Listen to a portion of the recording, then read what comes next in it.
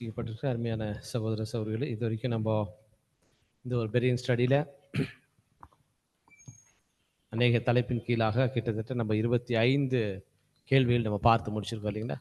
So இன்றைக்கு 26வது கேள்வியிலேருந்து நம்ம துவங்குவோம். தேவனுடைய சமாதானம், அவருடைய கிருபை உங்களோடு இருப்பதாக என்ற வாழ்த்துக்களோடு இன்று நாளுக்குரிய பாடத்திற்கு நம்ம போகலாம்.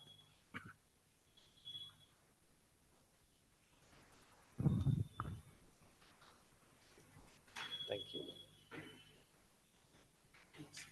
Right. Thank you.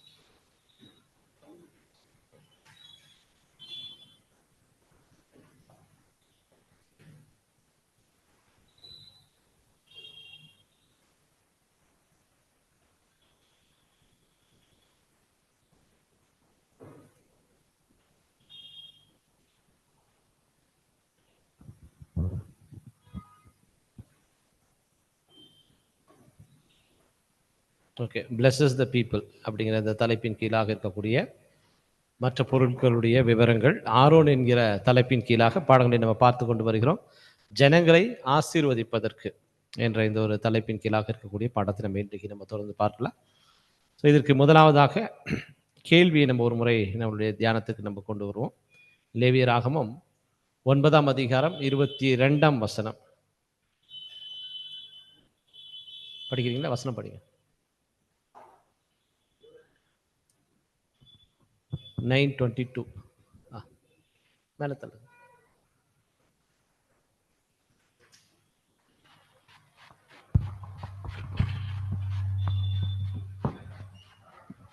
இருபத்தி ஆறாம் கேள்வி. லேவியராகமம் 9:22 என்ன குறிப்பிட்ட ஆசீர்வாதம் மேலாக சொல்லப்பட்டு வருகிறது? பின்பு ஆரோன் இல்லை 22 படிச்சது.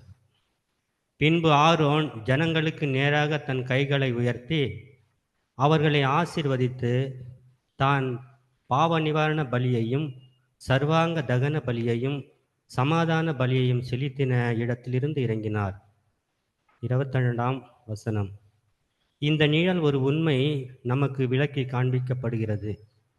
பலிகள் அனைத்தும் செய்து முடிக்கும் வரைக்கும் ஆசீர்வாதம் ஜனங்கள் மேல் வராதிருந்ததாலும் ஓரளவு ஆசீர்வாதம் ஆசாரியர்களின் அங்கத்தினர்களிடமிருந்து மனுகுலத்தின் மீது வருகிறது. நாம் அனைவரும் மகா பரிசுத்த ஸ்தலம் அல்லது ஆவிக்குரிய நிலைக்குள் செல்வதற்கு முன்பாக பலியின் காலமான இப்போதும் கூட இது நிழலாகிறது என்பதை இங்கு சித்தரிக்கப்பட்டுள்ளதாக நாம் காண்கிறோம். எங்கெல்லாம் ராஜரீக ஆசாரியர்கள் இருக்கிறார்களோ அங்கு அருகில் உள்ளவர்களெல்லாம் இவர்களிடம் இருந்து குறிப்பிட தகுந்த ஆசீர்வாதம் பொழிகிறது.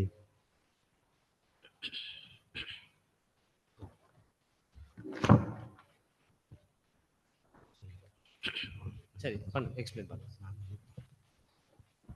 வசனம் ஒரு மாதிரி நம்ம வாசித்தல, அதே தான் கீழே இருக்கிற வசனம் படிங்க சிஸ்டர். 9:22 லேவியராகமம் 9:22 மற்றும் அதே போல் மத்தேயு கூட படிச்சிருங்க. மத்தேயு 5ஆம் அதிகாரம் 13, 14, 16 வசனங்கள்.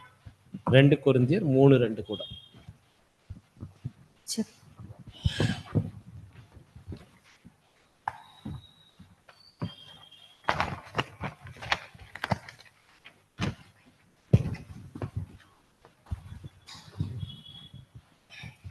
லேவியராகமம் 9ஆம் அதிகாரம் 22ஆம் வசனம். பின்பு ஆரோன் ஜனங்களுக்கு நேராக தன் கைகளை உயர்த்தி அவர்களை ஆசீர்வதித்து தன் பாவ நிவாரண பலியையும் சர்வாங்க தகன பலியையும் சமாதான பலியையும் செலுத்தின இடத்திலிருந்து இறங்கினான். மத்தேயு 5ஆம் அதிகாரம் 13, 14, 15 வசனங்கள்.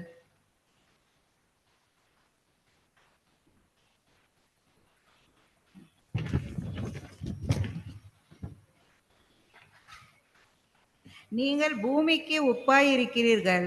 உப்பானது சாரமற்று போனால் எதினால் சாரமாக்கப்படும்? வெளியே கொட்டப்படுவதற்கும் மனுஷரால் மிதிக்கப்படுவதற்குமே ஒழிய வேறொன்றுக்கும் உதவாது. நீங்கள் உலகத்துக்கு வெளிச்சமாய் இருக்கிறீர்கள். மலையில் மேல் இருக்கிற பட்டணம் மறைந்திருக்க மாட்டாது. விளக்கை கொளுத்தி மரக்காலால் மூடி வைக்காமல் விளக்கு தண்டின் மேல் வைப்பார்கள். அப்பொழுது அது வீட்டிலுள்ள யாவருக்கும் வெளிச்சம் கொடுக்கும்.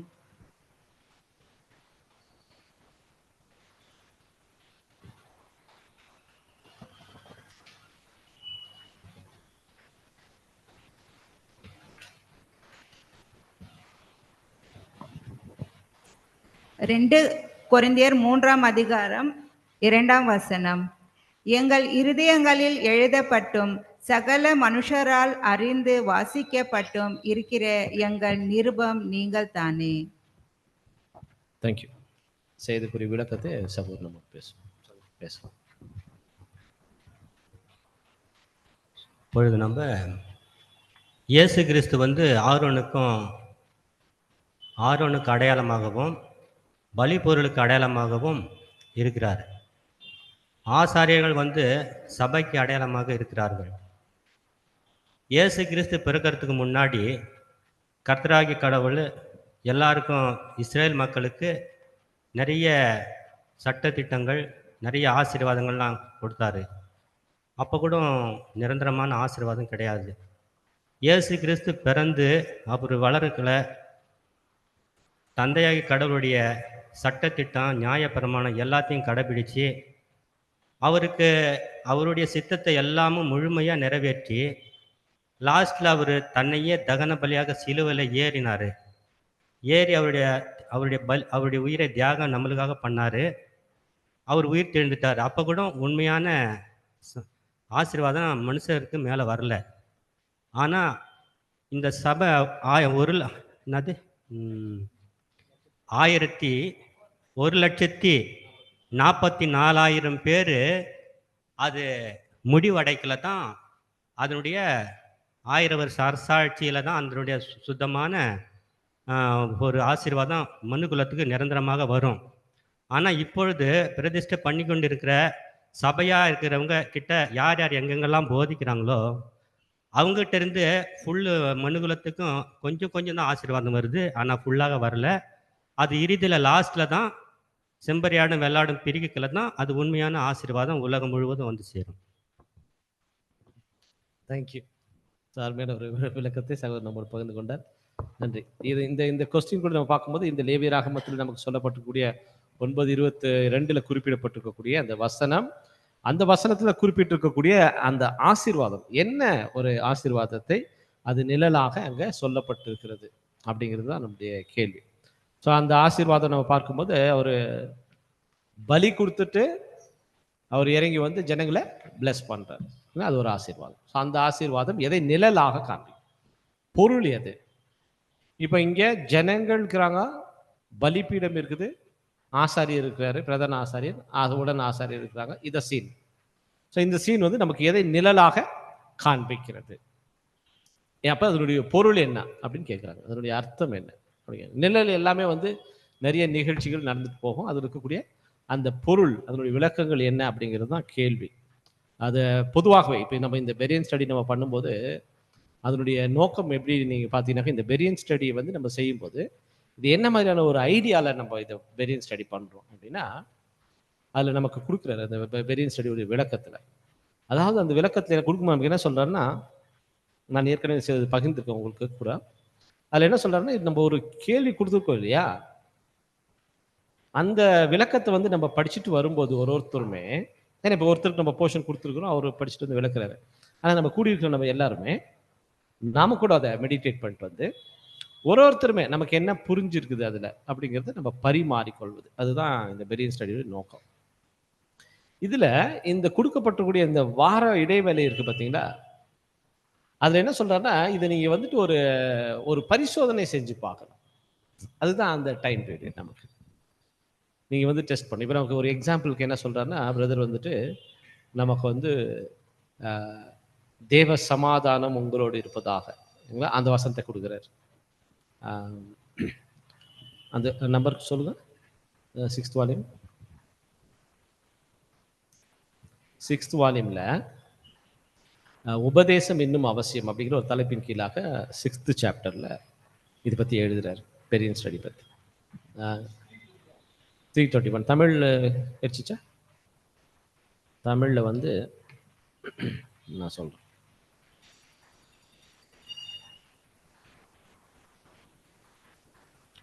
Sixth volume.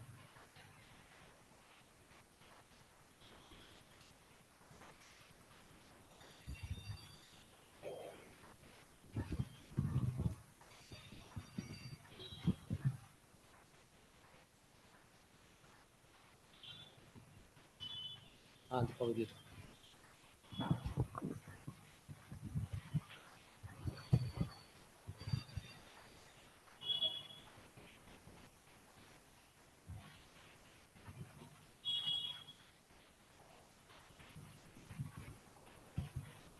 பேஜ் நம்பர் தமிழில் வந்து 334. 334 அதில் உபதேசம் இன்னும் அவசியம் சொல்லி சில விளக்கங்களை கொடுத்துட்டு வர்றார். அதில் கொடுத்துட்டு வரும்போது பாருங்க, இங்கே நமக்கு பேஜ் நம்பரில் நான் சொல்கிறேன்.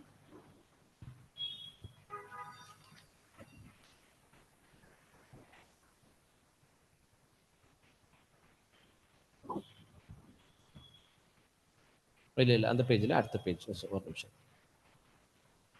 Sorry,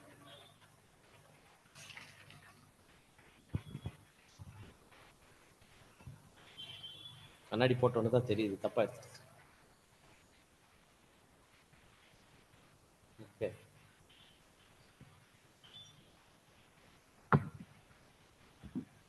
okay.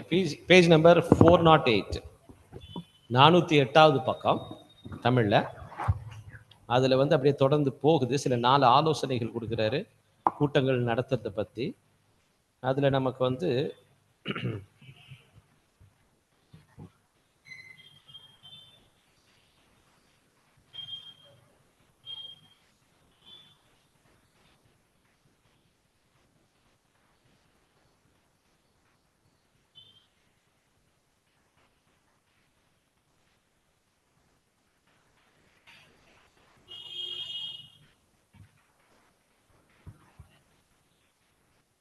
ஓகே,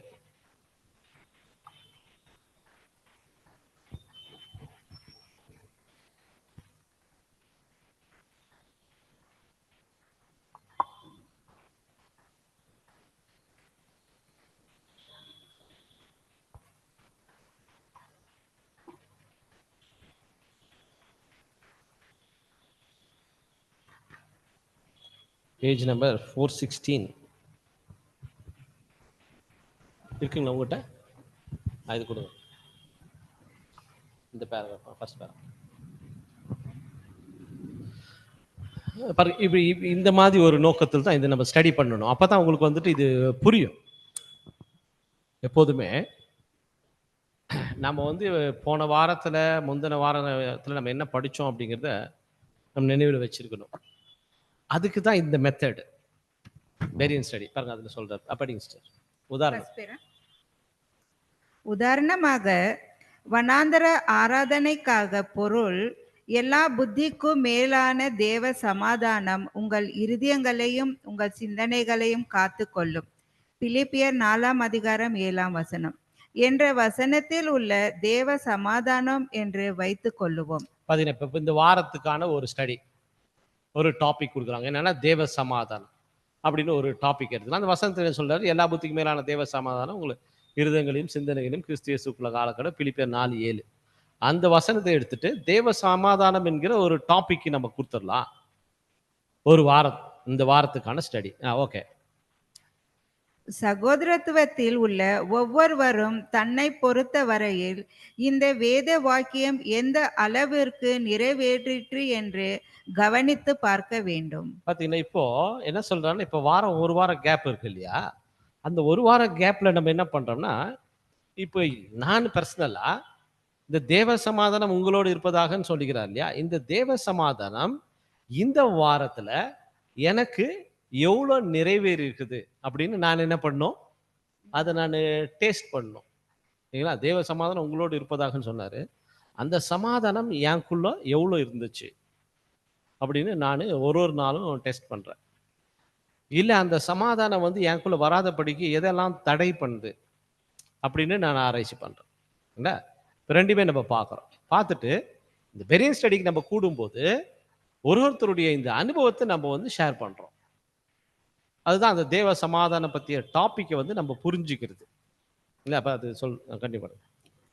மேலும் சமாதானம் நிலை கொள்ளாதபடி என்னென்ன காரியங்கள் தடை பண்ணுவது போலவும் பார்த்தீங்களா? குறுக்காக வைத்தது போலவும் இருந்தது என்பதையும், அதோட கூட அமைதியின்மையையும் அதிருப்தியையும் கொண்டு வந்தது என்பதையும் கவனிக்க வேண்டும். பார்த்தீங்கன்னா, எந்தெந்த காரியங்கள் குறுக்க வந்துச்சு, இந்த சமாதானத்தை நாம் அடையாதபடிக்கு எது குறுக்க வந்துச்சு, எது என்னுடைய அந்த அமைதலை கெடுத்து போட்டது, அதெல்லாம் நம்ம அண்டர்ஸ்டாண்ட் பண்ணணுமா. அண்டர்ஸ்டாண்ட் பண்ணி இதனால தான் எனக்கு சமாதானம் இல்லாமல் போச்சு, இதெல்லாம் எனக்கு குறுக்க வந்துச்சு அப்படின்னு சொல்லி அந்த ஒரு வாரம் ஃபுல்லாக நம்ம என்ன பண்ணுறோம்னா அதை ஆராய்ச்சி பண்ணுறோம். இது வந்து ஒருத்தர் இப்போ எனக்கு ஒரு அனுபவம் இருக்கும், ஆனால் அதை இவரை கேட்டாக்கா அவருக்கு வேற மாதிரி அனுபவம். இன்னொருத்தர் கேட்டால் நான் அந்த தேவ சமாதானம் எனக்கு இருந்துச்சு, ஆனால் அதை தடைப்படுறதுக்கு எதுவுமே எனக்கு முற்படலைன்னு கூட சொல்லலாம், இல்லையா? ஏன்னாக்கா என்னை இப்படி நான் வச்சுக்கிட்டேன், இந்த மாதிரி ஒரு சுச்சுவேஷன், இந்த மாதிரி ஒரு சூழ்நிலைக்குள்ளே நான் இருந்தேன், அதனால் எனக்கு அந்த தேவ சமாதானம் எனக்கு எந்த தடை வரல அப்படி கூட சொல்லலாம். இல்லை, ஒருத்தர் இதனுடைய அனுபவத்தை நீங்கள் வந்து இந்த சமாதானத்தை பெறுவதற்காக என்ன மாதிரியான அனுபவங்கள்லாம் பட்டீங்க, அதுதான் இந்த பெரியன் ஸ்டடி. இப்போ இந்த பெரியன் ஸ்டடி என்ன சொல்கிறாருன்னா, இந்த அனுபவத்தை ஒருத்தருமே சொல்லணும். இப்போ எவ்வளோ 10 பேர் நம்ம கூடியிருக்கோம்னா 10 பேர்த்தையும் கேளுங்க. ஏன்னா தேவன் எல்லாருக்குமே பரிசுத்தாவி இருக்குது, ஆனால் அனுபவங்கள் எல்லாருக்கும் ஒரு மாதிரி இருக்கும். ஒரு சில அனுபவங்கள் நீங்கள் பார்த்தீங்கன்னாக்கா, எனக்கு சில அனுபவங்கள் கிடைச்சிருக்கும், அது ஒருத்தருக்கு பிரயோஜனமாக இருக்கும். அவங்க அதை யூஸ் பண்ணி இந்த மாதிரி அனுபவங்களை நம்ம வந்து இப்படி எல்லாம் தப்பிச்சிக்கலான்னு அவங்க. ஒரு சிலருக்கு நீங்கள் பார்த்தீங்கன்னா, எனக்கு சில சோதனைகளுக்குள் நான் போயிருப்பேன், நிறைய டெஸ்ட் ட்ரையலுக்குள்ள நான் போயிருப்பேன், கஷ்டங்கள் ஆயிருக்கும், துன்பங்கள் ஆயிருக்கும், அது இன்னொருத்தருக்கு என்கரேஜிங்காக இருக்கும். அந்த கஷ்டம் துன்பத்தை கேட்கும்போது அவர் ஆவியில கொஞ்சம் அனல் கொள்றதுக்கு அது வாய்ப்புகளை ஏற்படுத்தும். இருக்குதானே? சிச்சுவேஷன் 2 விதமா இருக்கும், ஆனால் ரெண்டுமே ஒருத்தருக்கு பிரயோஜனத்தை கொண்டு வரும். ஆகையினால தான் என்ன சொல்றேன்னா, எல்லாரையுமே கேளுங்க. அப்போ நம்ம இந்த பாடங்கள் நம்ம படிக்கும்போது கொடுக்கப்பட்ட அந்த பாடங்கள் இருக்கு இல்லையா, என்ன நம்ம இந்த வாரத்தில் நம்ம என்ன ஒரு டாபிக் ஃபிக்ஸ் பண்ணிக்கிறோமோ அந்த டாப்பிக்கை நம்ம படிக்கும்போது அதை நம்ம வந்து நம்முடைய வாழ்க்கையில வந்து நம்ம பரிசோதிச்சு பார்க்கறது தான் 1 வீக் கேப். நம்ம அந்தோனி பிரதர் கொடுத்துட்டோம், அவர் படிச்சுட்டு வருவார், நம்ம அடுத்தது பார்க்கலாங்கிறது கிடையாது. அவருக்கு கொடுத்துருக்கோம், அவர் எக்ஸ்பிளைன் பண்றாரு. ஆனா இதுல நம்மளுடைய அனுபவங்கள் என்ன பாருங்க. இன்னைக்கு நமக்கு முக்கியமான இந்த டாபிக்ல இப்போ இதுல வந்துட்டு பார்த்தீங்கன்னா, இது 4 காரியங்கள் அங்கே இருக்குது. நிழல்ல நீங்க பார்த்தீங்கன்னா ஆசாரியர் மெயினாக இருக்கிறாரு, பலிப்பீடம் இருக்குது, உடன் ஆசாரியர்கள் இருக்கிறாங்க, ஜனங்கள் இருக்கிறாங்க. இப்போ பிளஸ் பண்ணணும் இல்லையா? அப்போ அந்த பிளஸ்ஸிங் பண்ணது வந்து எதை குறிக்குது அப்படிங்கிறது தான். ஸோ அந்த பிளஸ்ஸிங் யார் மூலமாக வருது? இப்போ பிரதர் நமக்கு சொல்லும்போது அது சொல்லிட்டாரு, கடைசியாக அது கிடைக்கும். எல்லாம் பலியெல்லாம் முடிச்சதுக்கப்புறம் ஜனங்களுக்கு ஒரு ஆசீர்வாதம் வரும். இதுதான் நிழல். அதே போல் ஆசாரியன் உடன் ஆசாரியர் அவருடைய வேலைகளை முடிக்கணும். முடிச்சதுக்கு அப்புறமா ஜனங்களுக்கு ஆசை. இப்போ ஆசாரியன் யார்? பிரதான ஆசாரியன், உடன் ஆசாரியர்கள், ஜனங்கள் யாரு? அதெல்லாம் பிரதர் சொன்னார் இல்லையா? ஸோ அப்போ இந்த ஆசீர்வாதம் எப்போ வரும்? எல்லாம் முடிச்சதுக்கு அப்புறமா உலக ஜனங்கள் தான் அந்த ஜனங்கள், அவங்கள நம்ம ஆசீர்வதிக்கிறது குறிக்குது இல்லையா? ஸோ இதுக்கு நம்ம இந்த உலகத்துக்கு நம்ம இங்கே தயாராகிறோம். தயாராகும் போது நாம் வந்து 2 விதமாக தேவன் நம்மளை சொல்றாரு. இங்கே வசனங்கள் நம்ம படிச்சோம் இல்லையா? எப்படி சொல்றாரு? நீங்கள் உலகத்திற்கு உப்பாய் இருக்கிறீர்கள், உலகத்திற்கு வெளிச்சமாக இருக்கிறீர்கள். உப்பு என்ன ஆகக்கூடாது? சாரமற்று போகக்கூடாது. சப்புன்னு ஆயிடுச்சுன்னா அது வேஸ்ட்டு தான், மண்ணு மாதிரி ஆயிடும். அதே போல வெளிச்சம் கூட வெளிச்சத்தை வந்து என்ன பண்ணும்? எல்லாருக்குமே காமிக்கணும் இல்லையா? இதுதான் நம்மளுடைய ஸ்டடி. இப்போ இந்த ஸ்டடியை வந்து நம்ம இந்த ஒரு வாரம் ஃபுல்லாக நம்ம எப்படி ஃபீல் பண்ணியிருக்கிறோம்? நான் இந்த வெளிச்சத்தை வந்து மூடி வைக்கிற மாதிரியான சூழ்நிலைகள் என்னெல்லாம் வந்துச்சு? இந்த வெளிச்சத்தை நான் காமிக்கிறதுக்கு என்னென்ன வாய்ப்புகள் வந்துச்சு? நான் எவ்வளோ பேருக்கு என்னுடைய வார்த்தைகள், என்னுடைய நடக்கைகள் வந்துட்டு உப்பாக இருந்துச்சு? ஏன்னா தேவனுக்கு கூட இங்கே சொல்லும்போது என்ன சொல்றாரு? பலிகள் பற்றி எல்லாம் பேசுறாரு. பலிகளில் கூட எப்படி இருக்கணுமாமா? தேவன் சொல்லும்போது பலிகளில் உப்பு போடணும் அப்படி சொல்றாரு. சரிங்களா? பலிகள் பார்க்கும்போது தேவனுக்கு வந்துட்டு அந்த பானபலி சொல்றாரு, அது ஒரு ஆகாரம், அப்பம் படைக்கணும். அப்போ அந்த அப்பத்தில் நீங்கள் என்ன பண்ணணும்? உப்பு உப்பு உப்பு சேர்க்கணும். அதில் உப்பு போடாமல் நீங்கள் என்ன பண்ணலாம்? பலியை நீங்கள் படைக்க வேண்டாம்னு சொல்றாரு. உப்பு வந்து ஒரு முக்கியமான பொருள். இல்லையா? அது டேஸ்ட் கொடுக்குது, அதோட நமக்கு ஆரோக்கியம் கூட, அதோட நமக்கு இந்த பொருளை கெட்டு போகாமல் கூட என்ன பண்ணும், பாதுகாக்கக்கூடியதா ஒரு உப்பு. ஏன் அந்த மாதிரி தான் அவருடைய பிள்ளைகள் இருப்பாங்க அப்படின்னு ஒரு கம்பேரிஷன். அதுதான் நிழல் பொருள் இல்லையா? இதை நம்ம எப்படி நாம வந்து இந்த வாரத்தில் நம்ம சந்திச்சோம் அப்படிங்கிறது தான் டிஸ்கஷன். இப்போ நம்ம எந்த டிஸ்கஷனுக்குள்ள நம்ம போறோம்னா இதுதான் நம்மளுடைய எப்போதுமே பெரியன் ஸ்டடிக்கு நமக்கு என்ன சொல்றோம்னா, பெரியன் ஸ்டடி நம்ம உட்காரும் போது சர்க்கிள், அது பேரே வந்து பெரியன் சர்க்கிள். ஏன்னா எல்லாரும் நீ ஒருத்தர் ஒருத்தர் என்ன பண்ணணும், முகத்தை பார்க்கணும். ஆனால் ஒருத்தருக்கு ஒருத்தர் பேசக்கூடாது, என்கிட்ட தான் பேசணும் இல்லையா? ஆனால் ஒருத்தருக்கு ஒருத்தர் முகத்தை எல்லாருமே எல்லாருடைய பாயிண்ட்ஸ் வந்து எல்லாருமே என்ன பண்ணணும், நம்ம வந்து தெரிஞ்சுக்கணும். இதுதான். அதனால் இந்த வெரியன் ஸ்டடியுடைய அந்த ஒரு மெத்தட் வந்து இதுதான். அப்போ ஒரு ஒரு வாரம் போகும்போதும் நம்ம இதைத்தான் ஃபாலோ பண்ணணும். இப்படி ஒரு தலைப்பு எடுத்துக்கிட்டு இப்போ ஒருத்தருமே அவங்களுடைய அனுபவங்களை சொல்லும்போது அந்த தலைப்பில் இருக்கக்கூடிய சத்தியங்கள் நம்முடைய மனதில் நிற்கும். ஏன்னா அது ரொம்ப பிரயோஜனமா இருக்கும். அதுக்காக தான் இந்த பெரியன் ஸ்டடி வச்சுக்கிறது. பெரியன் ஸ்டடியில் வந்து எல்லாருமே அவங்களுடைய பாயிண்ட்ஸ் சொல்லும்போது அப்போ அந்த தலைப்பு வந்து நமக்கு ரொம்ப கிளியராக புரிஞ்சிடும். நிறைய வியூ பாயிண்ட்ல நம்ம அதை பார்ப்போம். அதை வந்து நம்முடைய வாழ்க்கைக்கு பிரயோஜனப்படுத்திக்கலாம் இல்லையா? அப்போ நம்ம போன வாரத்தை என்ன படிச்சோன்னா நம்ம மைண்டில் நிற்கும். அப்படிதான் அவர் கம்பேர் பண்ணி படிச்சுட்டே போகிறது தான் இந்த பெரியன் ஸ்டடி. அது நீங்கள் எப்போதுமே இந்த பேஜஸ் நீங்கள் மைண்டில் வச்சுக்கோங்க. இது அந்த உபதேசம் இன்னும் அவசியம் 4 பாயிண்ட் கொடுக்குறாரு. அதில் பெரியன் ஸ்டடி பற்றி ஒரு சொல்கிறார். அவர் ரசல்வருடைய பீரியடில் அவங்க எக்லீஷியா நீங்கள் பார்த்தீங்கன்னாக்கா கொஞ்சம் ஆர்வம் ஜாஸ்தி ஆனதுனால பெரியன் ஸ்டடியில் ஒரு வாலி முடிக்கிறதுக்கு 2 வருஷம் ஆயிடுச்சு. நான் அவங்களுடைய எக்லீஷியாவில் ஃபர்ஸ்ட் வாலி 3 வருஷம்லாம் போயிருக்குது. ஏன் அப்படின்னா கொஞ்சம் ஆர்வத்தில் என்ன பண்ணிட்டாங்கன்னா எல்லாருமே பேச ஆரம்பிச்சு அதை கொஞ்சம் ஸ்லோவாக தான் போகும். ஆனால் அது வால்யூமை முடிக்கும்போது அந்த முழு அந்த வால்யூமும் அவங்களுடைய மனதில் என்ன ஆகிடும், நிற்கும் இல்லையா? படிச்சுட்டு நம்ம மறந்து போகாத படிக்க எல்லா பாயிண்ட்ஸும். அப்போ அது நமக்கு இந்த குறுகிய பாதையில் ரொம்ப பிரயோஜனமாக இருக்கும். இது இப்படி தான் இந்த ஸ்டடி போகுது. அது நீங்கள் எப்போது மைண்டில் வைங்க. சரி, ஓகே. இப்போ இதனுடைய அடிப்படையில் இந்த பாயிண்ட்ஸ் சகோதரர் சொன்ன அந்த பாயிண்ட்ல நம்ம யார் யார் நீங்கள் உங்களுடைய பாயிண்ட்ஸ் நீங்கள் பேசலாம்.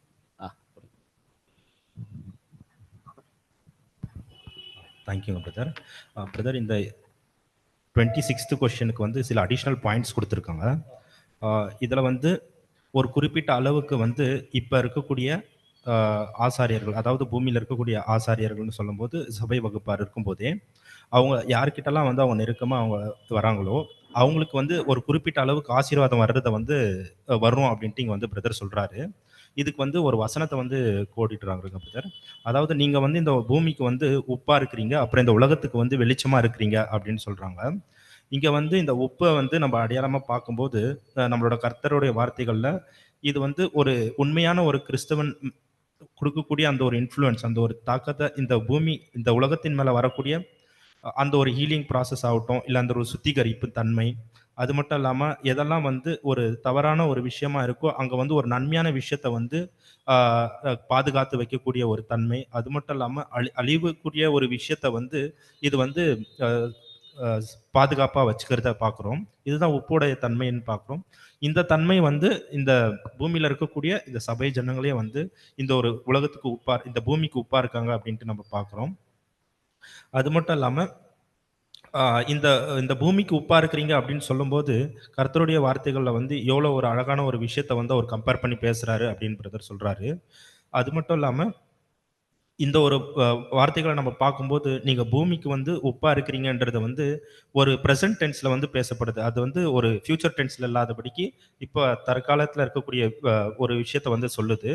அப்போ தற்காலத்திலேயே வந்து நம்ம இந்த பூமிக்கு வந்து ஒரு உப்பாகவும் உலகத்துக்கு வெளிச்சமாகவும் இருக்கும்போது இந்த உலக ஜனங்களுக்கு ஒரு பொதுவான ஆசீர்வாதம் வர்றதுக்கு தேவன் வந்து ஒரு காலத்தை வச்சிருக்காரு. அது எப்பன்னா சபை வந்து மகிமை அடைஞ்சிட்ட பிறக்கேடு.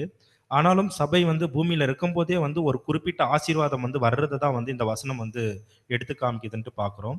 அது மட்டும் இல்லாமல் அப்போஸ்தலனாகிய பவுல் என்ன சொல்றாருனாக்கா, நம்ம வந்து ஞானமா வந்து வெளியே இருக்கவங்க கிட்ட வந்து நடந்துக்கணும். அது மட்டும் இல்லாமல் நம்மளுடைய நேரத்தை வந்து நம்ம வந்து மீட்டுக்கொள்ளணும் அப்படின்னு சொல்றாரு. நம்மளுடைய வார்த்தைகள் வந்து உப்பினால வந்து சாரம் பண்ணதா இருக்கணும் அப்படின்ட்டு சொல்றாரு. இந்த ஒரு விஷயத்தின் மூலமா நம்ம என்ன பண்ண முடியும்னாக்கா, நம்ம வந்து அந்த உப்புக்கு இருக்கக்கூடிய அந்த ஒரு சுத்திகரிப்பு, அப்புறம் அந்த ஒரு நீதியின் தன்மையை, சத்தியத்தை வந்து நம்ம என்ன பண்ணலாம்னா ஜனங்களுக்கு வந்து எடுத்து காமிக்கலாம். அது மட்டும் இல்லாம இப்போ வந்து ஒரு குறிப்பிட்ட ஆசீர்வாதம் வர்றத வந்து நம்ம பார்க்குறோம். அது மட்டும் இந்த உலகம் இப்ப இருக்கக்கூடிய வந்து இந்த யுகத்துடைய கடைசியில வந்து ஒரு குறிப்பாகவே நம்ம வந்து சொல்லலாம். கொஞ்சம் அதிகமாகவே ஆசீர்வாதம் வர்றத வந்து பார்க்குறோம். அந்த ஆசீர்வாதம் வந்து நம்ம கூர்ந்து பார்க்கும்போது அது எதுவா இருக்குனாக்கா, இந்த இ இ பூமியில ஆதிகால சபையில இருந்து இப்ப மட்டும் இருந்த அந்த ஒரு பரிசுத்தவான்கள் அவங்க காட்டிட்ட அந்த ஒரு வெளிச்சமும், அவங்க குடுத்த அந்த ஒரு உப்பின் மூலமா ஆ ஒரு டைரக்ட்டாவோ, இன்டைரக்ட்டா வந்து ஒரு ஆசீர்வாதம் வந்திருக்கு. அது எதுனாக்கா சிவிலைசேஷன்னு சொல்றாரு. இந்த ஒரு நாகரீகமானது வந்து வந்திருக்கு. அது மட்டும் இல்லாம ஆ ஐ சபை ஜனங்கள் வந்து என்ன பண்ணியிருக்காங்கனாக்கா, இந்த சுவிசேஷ யுகத்தில வந்து வரக்கூடிய நியாய தீர்ப்பும், அப்ப அந்த அந்த ஒரு நீதியும் வந்து அவங்க வந்து அவங்களால எவ்வளோ முடியுமோ அவ்வளோ வந்து அவங்க கடைப்பிடிச்சிருக்காங்க அப்படின்ட்டு நம்ம பார்க்குறோம்.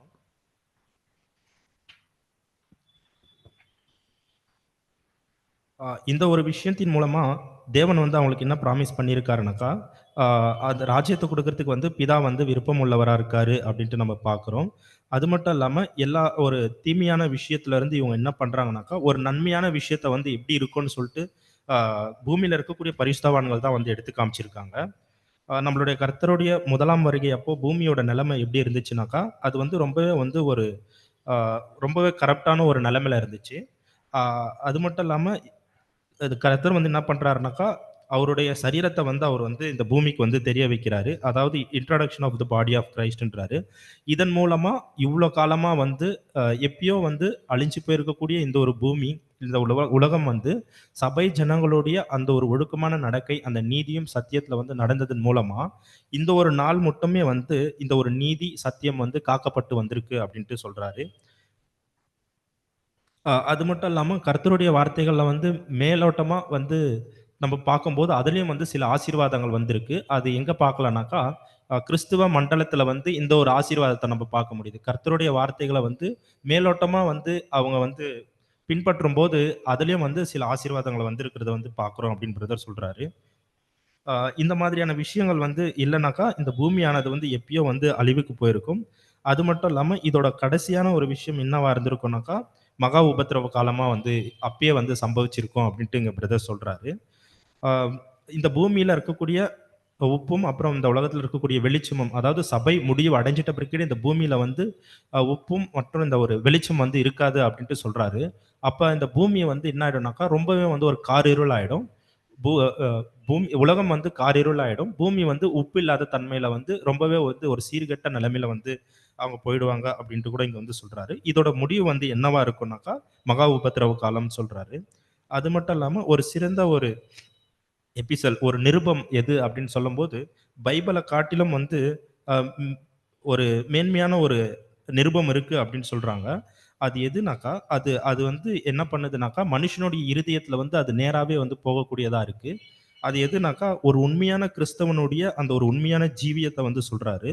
அவங்க யாருன்னா, கிறிஸ்துவுக்குள்ளாக புது சிருஷ்டியா இருக்கிறாங்க. பழையவைகள் எல்லாம் ஒழிந்து போய், எல்லாம் புதிதாக்கப்பட்ட அந்த புதிய சிருஷ்டிய வந்து இங்க சொல்றாருங்க பிரதர்.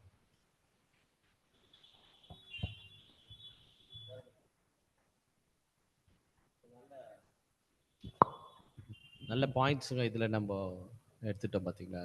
சகோதரர் அருமையாக பேசினார். Thank you brother. அருமையாக இருந்துச்சு. ஸோ இப்போ பாருங்க, இதில் இது இது வந்து ஆக்சுவலாக வந்து அந்த அனுபவங்கள். இங்கே என்ன சொல்றாருன்னா, உப்பு, வெளிச்சம் 2மே வந்து மிக்ஸ் பண்ணிட்டாரு. இப்ப பாருங்க, இப்போ உலகத்திற்கு நீங்கள் உப்பாய் இருக்கிறீர்கள் அப்படின்னு சொல்லும்போது, இருக்கிறீங்க எப்போ? அதான். ஏன்னா ஒரு சப்ஜெக்ட் வந்து நம்ம பெஞ்சமின் பாட்டர் ஒரு சப்ஜெக்ட் பார்த்தோம். அதாவது பிளேயிங் கிங்டம் அப்படின்னு சொல்லிட்டு ஒரு சப்ஜெக்ட். என்னன்னா, தேவனுடைய ராஜ்யத்துல நாம எப்படி இருப்போமோ, அதை நீங்கள் இங்கே இருக்கும்போதே அது மாதிரி நீங்க வாழ்ந்து காமிக்கணும். அதுக்கு பிளேயிங் கிங்டம் எப்படின்னாக்கா, இந்த குழந்தைங்க வந்துட்டு விளையாடுவாங்க பொம்மைங்களை வச்சு. பொம்மைகளை வச்சு விளையாடும்போது அவங்க வந்து அந்த கேரக்டராகவே மாறிடுவாங்க. அது நீங்க பார்க்கலாம் இல்லையா? இப்போ ஒரு இந்த டாக்டர் இதெல்லாம் இன்ஸ்ட்ருமெண்ட் வாங்கி கொடுத்தீங்கன்னாக்கா, அவங்க அப்படியே எல்லாரையும் டெஸ்ட் பண்ணிட்டு இல்லையா? நான் அந்த ஒரு டாக்டர்னு தன்னை நினைச்சுக்குவாங்க. அதே மாதிரி சின்ன குழந்தைங்க கையில பொம்மை ஏதாச்சும் குடுத்துட்டாக்கா, அவங்க அம்மா வந்து என்னென்னலாம் இந்த ஒரு அங்க வந்து என்ன சொல்றாருன்னா, ஒரு பெண் குழந்தையா இருந்தா, ஒரு பெண் குழந்தையா இருந்தாக்கா, அது வந்துட்டு ஒரு பொம்மைய கையில குடுத்தா, தன்னுடைய அம்மா வந்து தனக்கு என்னெல்லாம் செய்யணும்னு நினைக்குது அதெல்லாம் இந்த பொம்மைக்கு செய்யுமா. அதை குளிக்க வைக்கிறது, இது பண்ணுறது, தலையை வாடுறது, ஜோட்டி போடுறது, துணி மாற்று, பவுடர் போடுறது, இதெல்லாம் பண்ணுவா இல்லையா? பண்ணிகிட்டே இருப்பாங்க. அவங்க எப்படி பண்ணுவாங்கன்னு கேட்டிங்கன்னா, அது ரொம்ப சீரியஸாக பண்ணுவாங்களாம்.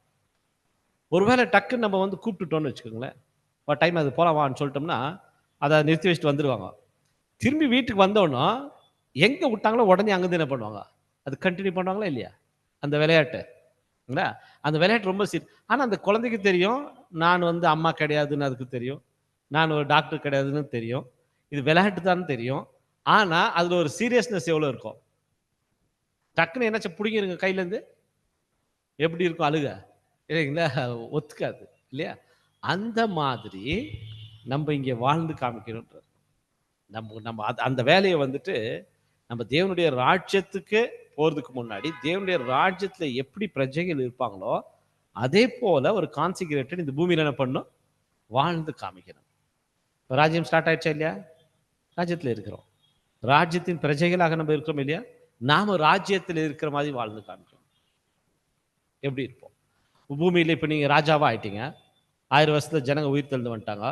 அவங்க தப்பு பண்ணாவோ இல்லையா, தவறாக சிந்தித்தாலோ நம்ம ஒத்துக்குவோமா இல்லையா? ஒத்துக்குவோமா சொல்லுங்க பார்க்கலாம். ஆனா அது மாதிரி இப்ப நம்ம என்ன பண்ணணும், வாழ்ந்து காமிங்க. அதுதான் சொல்றாரு. இது வந்துட்டு எப்படி இருக்குனாக்கா, இப்போ நீங்கள் இருக்கிறீர்கள் அப்படின்னு சொல்லும்போது இப்போ நம்ம அதை என்ன பண்ணிட்டு இருக்கோம், செஞ்சிட்டு இருக்கோம். இப்போ பிரசன்ட் கண்டிஷன், உப்பாக நீங்கள் இருக்கிறீர்கள். அப்போ உப்புன்னு சொல்லும்போது உப்பாக இருக்கணும், அந்த உலகத்துக்கு அது உப்பாக. இப்போ நம்ம எப்படி அதை நீங்க வந்து இதை பிராக்டிஸ்குள்ள கொண்டு வரலன்னா, நம்முடைய வார்த்தைகள், நம்முடைய செயல்கள் மற்றவர்களுக்கு எப்படி அது உப்பாக இருந்துச்சு, வெளிச்சமாக இருந்துச்சு. இதுல பாருங்க, முக்கியமான இதுல பாயிண்ட்ஸ் என்ன சொல்றேன்னா, இவர்கள் இன்றைக்கு உலகத்துல உப்பா இவர்கள் இருக்கிறதுனால தான் உலகத்தில் நீதி நியாயமானது நிலைநாட்டப்பட்டிருக்குது அப்படி சொல்றார். கொஞ்சம் நீதி நியாயம் இருக்கா இல்லையா? அது யாருனாலயா? இங்க உப்பான ஜனங்கள் இங்க பூமியில இருக்கிறதுனால தான் அது கொஞ்சம் நீதி என்ன இருக்கு, இந்த பூமியில இருக்குதான், கொஞ்சம் வெளிச்சம் இந்த பூமியில இருக்கு. இந்த ஜனங்கள், உப்பான ஜனங்கள் இங்க இருக்கிறதுனால உலகம் அதை கொஞ்சம் அனுபவிச்சுட்டு இருக்குது, அந்த நீதி நியாயத்தை. யார் மூலமா? நம்ம மூலமான்னு சொல்ல வர மாட்டேங்குது இல்ல. நம்ம அதுக்காக தான் நம்ம அழைச்சிருக்கிறாரு இல்லையா? இப்ப பாருங்க, நீதிமான்கள் தான் நம்ம யாரெல்லாம் கான்சிகரேட்டடா அவங்களாம் நீதிமான்கள் தேவன் அழைத்திருக்கிறார். நம்ம வந்து என்ன படுகிறோம், கான்சிகரேட்டட், நம்ம திரைக்குள்ள வந்திருக்கிறோம். எப்போது நம்ம அதை மைண்ட்ல நீங்க எப்போ நம்ம இந்த திரைக்குள்ள நம்ம வந்துட்டோமோ உலகத்துக்கு நமக்கு சம்பந்தம் இல்லை. அது எப்போதுமே அதுதான். நீங்க கான்சிகரேட் ஆயிருக்கீங்க பாத்தீங்களா? கான்சிகரேஷன்ல திரைக்குள்ள என்டர் ஆகணும். ஃபர்ஸ்ட் வேல உள்ள போறோம், டேபர்னாக்கிள்ல வச்சுக்கோங்க, நீ மைண்ட்ல வச்சுக்கோங்க. பரிசுத்தத்துக்குள்ள போறோம். அங்கிருந்து தான் நேரோவே ஸ்டார்ட் ஆகும் இல்லையா? நேரோவே எங்க ஸ்டார்ட் ஆகுது? எம்ப்ளைன்ல இருந்து ஸ்டார்ட் ஆகும். எம்ப்ளைன் எங்குதுன்னா ஹோலிக்குள்ள நீங்க என்டர் ஆயிட்டீங்க. எப்போ நீங்க என்டர் ஆகுவீங்க கரெக்டா சொல்லுங்க பார்க்கலாம், அந்த தருணம். ஞானஸ்நானம் எடுத்தவங்களாம் என்டர் ஆயிட முடியுமா? ஓகே, வேற வேற என்ன சொல்ல? நம்ம போன கொஸ்டின் கூட பார்த்தோம் இல்லையா? 2 இருக்கு இதுல.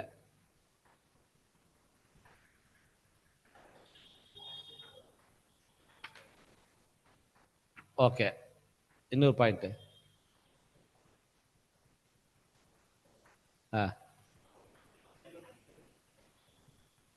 ஓகே, தேவன் அக்செப்ட் பண்ணியிருக்கணும். Very good. இல்லை 2 பாயிண்ட் சொல்லு. 2 பாயிண்ட் இருக்கு. ஒன்று வந்துட்டு நாம நம்மளை ஒப்பு கொடுக்குறோம் இல்லையா? இன்னொன்று நம்ம கொடுக்கறத தேவன் என்ன பண்ணணும், ஏற்றுக்கொள்ளணும்.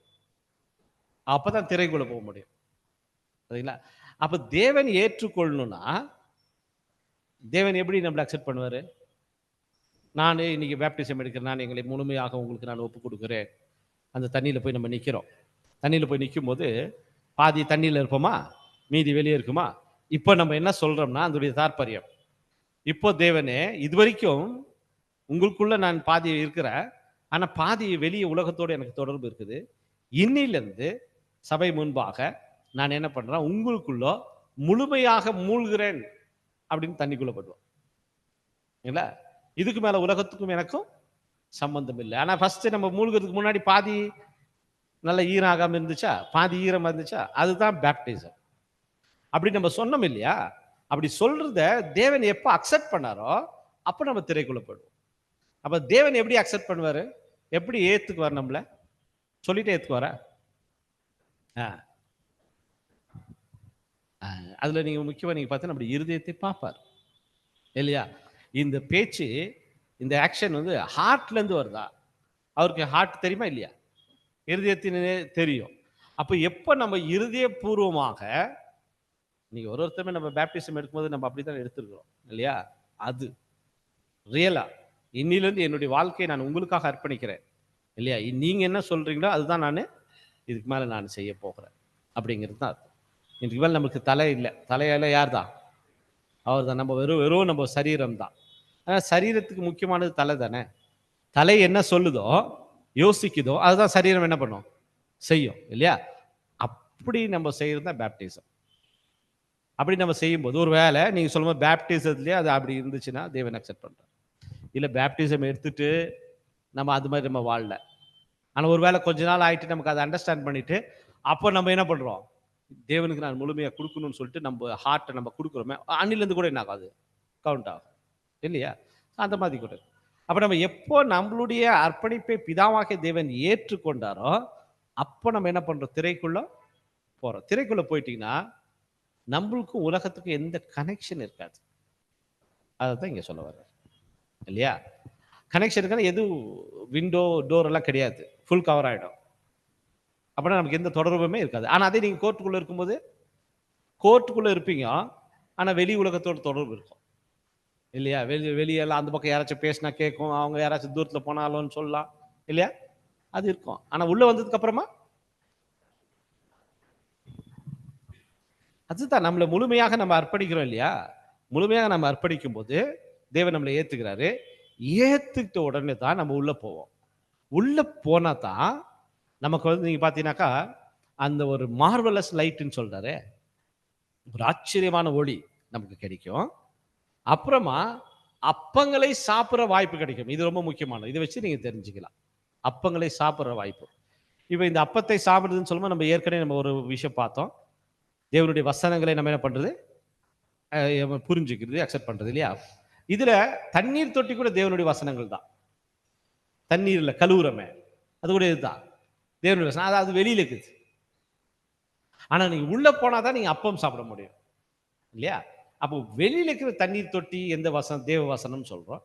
உள்ள இருக்க 6 அப்பமும் 66 புக்குன்னு சொல்றோம். அப்ப வெளியில இருக்க தண்ணீர் தொட்டி நீங்க பாத்தீங்கன்னாக்கா மேலோட்டமான சில விஷயங்களை நமக்கு என்ன பண்ணும், புரிய வைக்கும், கழுவ வைக்கும், மிஸ்டேக்ஸ் எல்லாம் எடுத்து காமிக்கும் மேலோட்டமாக. ஆனா சத்தியத்தின் ஆழத்தை அது புரிய வைக்க முடியாது. அதுக்கு நீங்க என்ன ஆகுன்னு கேட்டீங்கன்னா ஜெனிப்பிக்கப்படணும், பரிசுத்தாவி பெற்றுக்கொள்ளணும். நீங்க ஜெனிப்பிக்கப்படும் போது தேவன் உங்களை அக்செப்ட் பண்ணிட்டா பரிசுத்தாவி கொடுப்பார். பரிசுத்தாவி கொடுத்ததுக்கு அப்புறம் தான் ஆழமான சத்தியங்கள் நமக்கு புரிய வரும் இல்லையா? அதுல முக்கியமா நீங்க பாத்தீங்கன்னாக்கா ரேன்சம் நீங்க அண்டர்ஸ்டாண்ட் பண்ணலாம், தேவனுடைய ராஜ்யம் பத்தி நீங்க அண்டர்ஸ்டாண்ட் பண்ணலாம் இல்லையா? எல்லா சத்தியங்களுடைய ஆழங்கள். அப்புறமா அந்த பாவ நிவாரண பலி பத்தி நீங்க புரிஞ்சுக்கலாம் இல்லையா? பாவ நிவாரண பலி என்பது நாம யாருடைய பாவத்தை நம்மளுடைய பலி நிவர்த்தி செய்ய போறது கிடையாது இல்லையா? ஆனா அதனுடைய அனுபவங்கள் இல்லையா, நம்ம படக்கூடிய அனுபவங்கள் உலக ஜனங்களை தேவனிடத்துல கொண்டு போய் சேர்க்கறதுக்கு நமக்கு உதவி செய்யும். அந்த அனுபவங்கள் தான் பாவ நிவாரணம் சொல்றாரு, பாவ நிவர்த்தி பலி, நிவாரண பலி. அப்ப நம்மளுடைய பலி எல்லாமே வந்துட்டு ஒரு அனுபவங்கள் இருக்கு. நமக்கு நிறைய அனுபவங்கள் மூலமாக நம்ம பலி செய்யறோம். அந்த அனுபவங்கள்லாம் தேவனுடைய ராஜ்யத்துல ஜனங்களை தேவன் கிட்ட கொண்டு போய் சேர்க்கறதுக்கு நமக்கு உதவியாக இருக்கும் அந்த அனுபவங்கள். இதெல்லாம் நீங்க உள்ள போனாதான் பெற்றுக்கொள்ள முடியும்.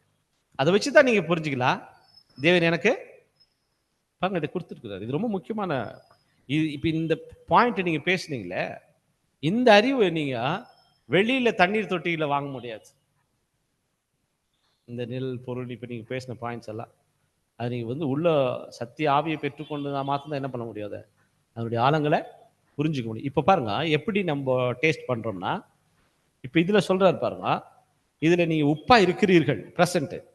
அப்படி நீங்க இருக்கிறீங்கன்னாக்கா நீதி நியாயத்தினுடைய குணாலட்சணங்கள் மூலமாக நீங்க ஒரு வெளிச்சத்தை வெளிப்படுத்துவீங்க. உங்க வார்த்தை, உங்க பேச்சு உங்கள் நடத்தை, உங்கள் எண்ணங்கள், செயல்கள் எல்லாத்துலேயுமே நீதி நியாயம் இருக்கும்.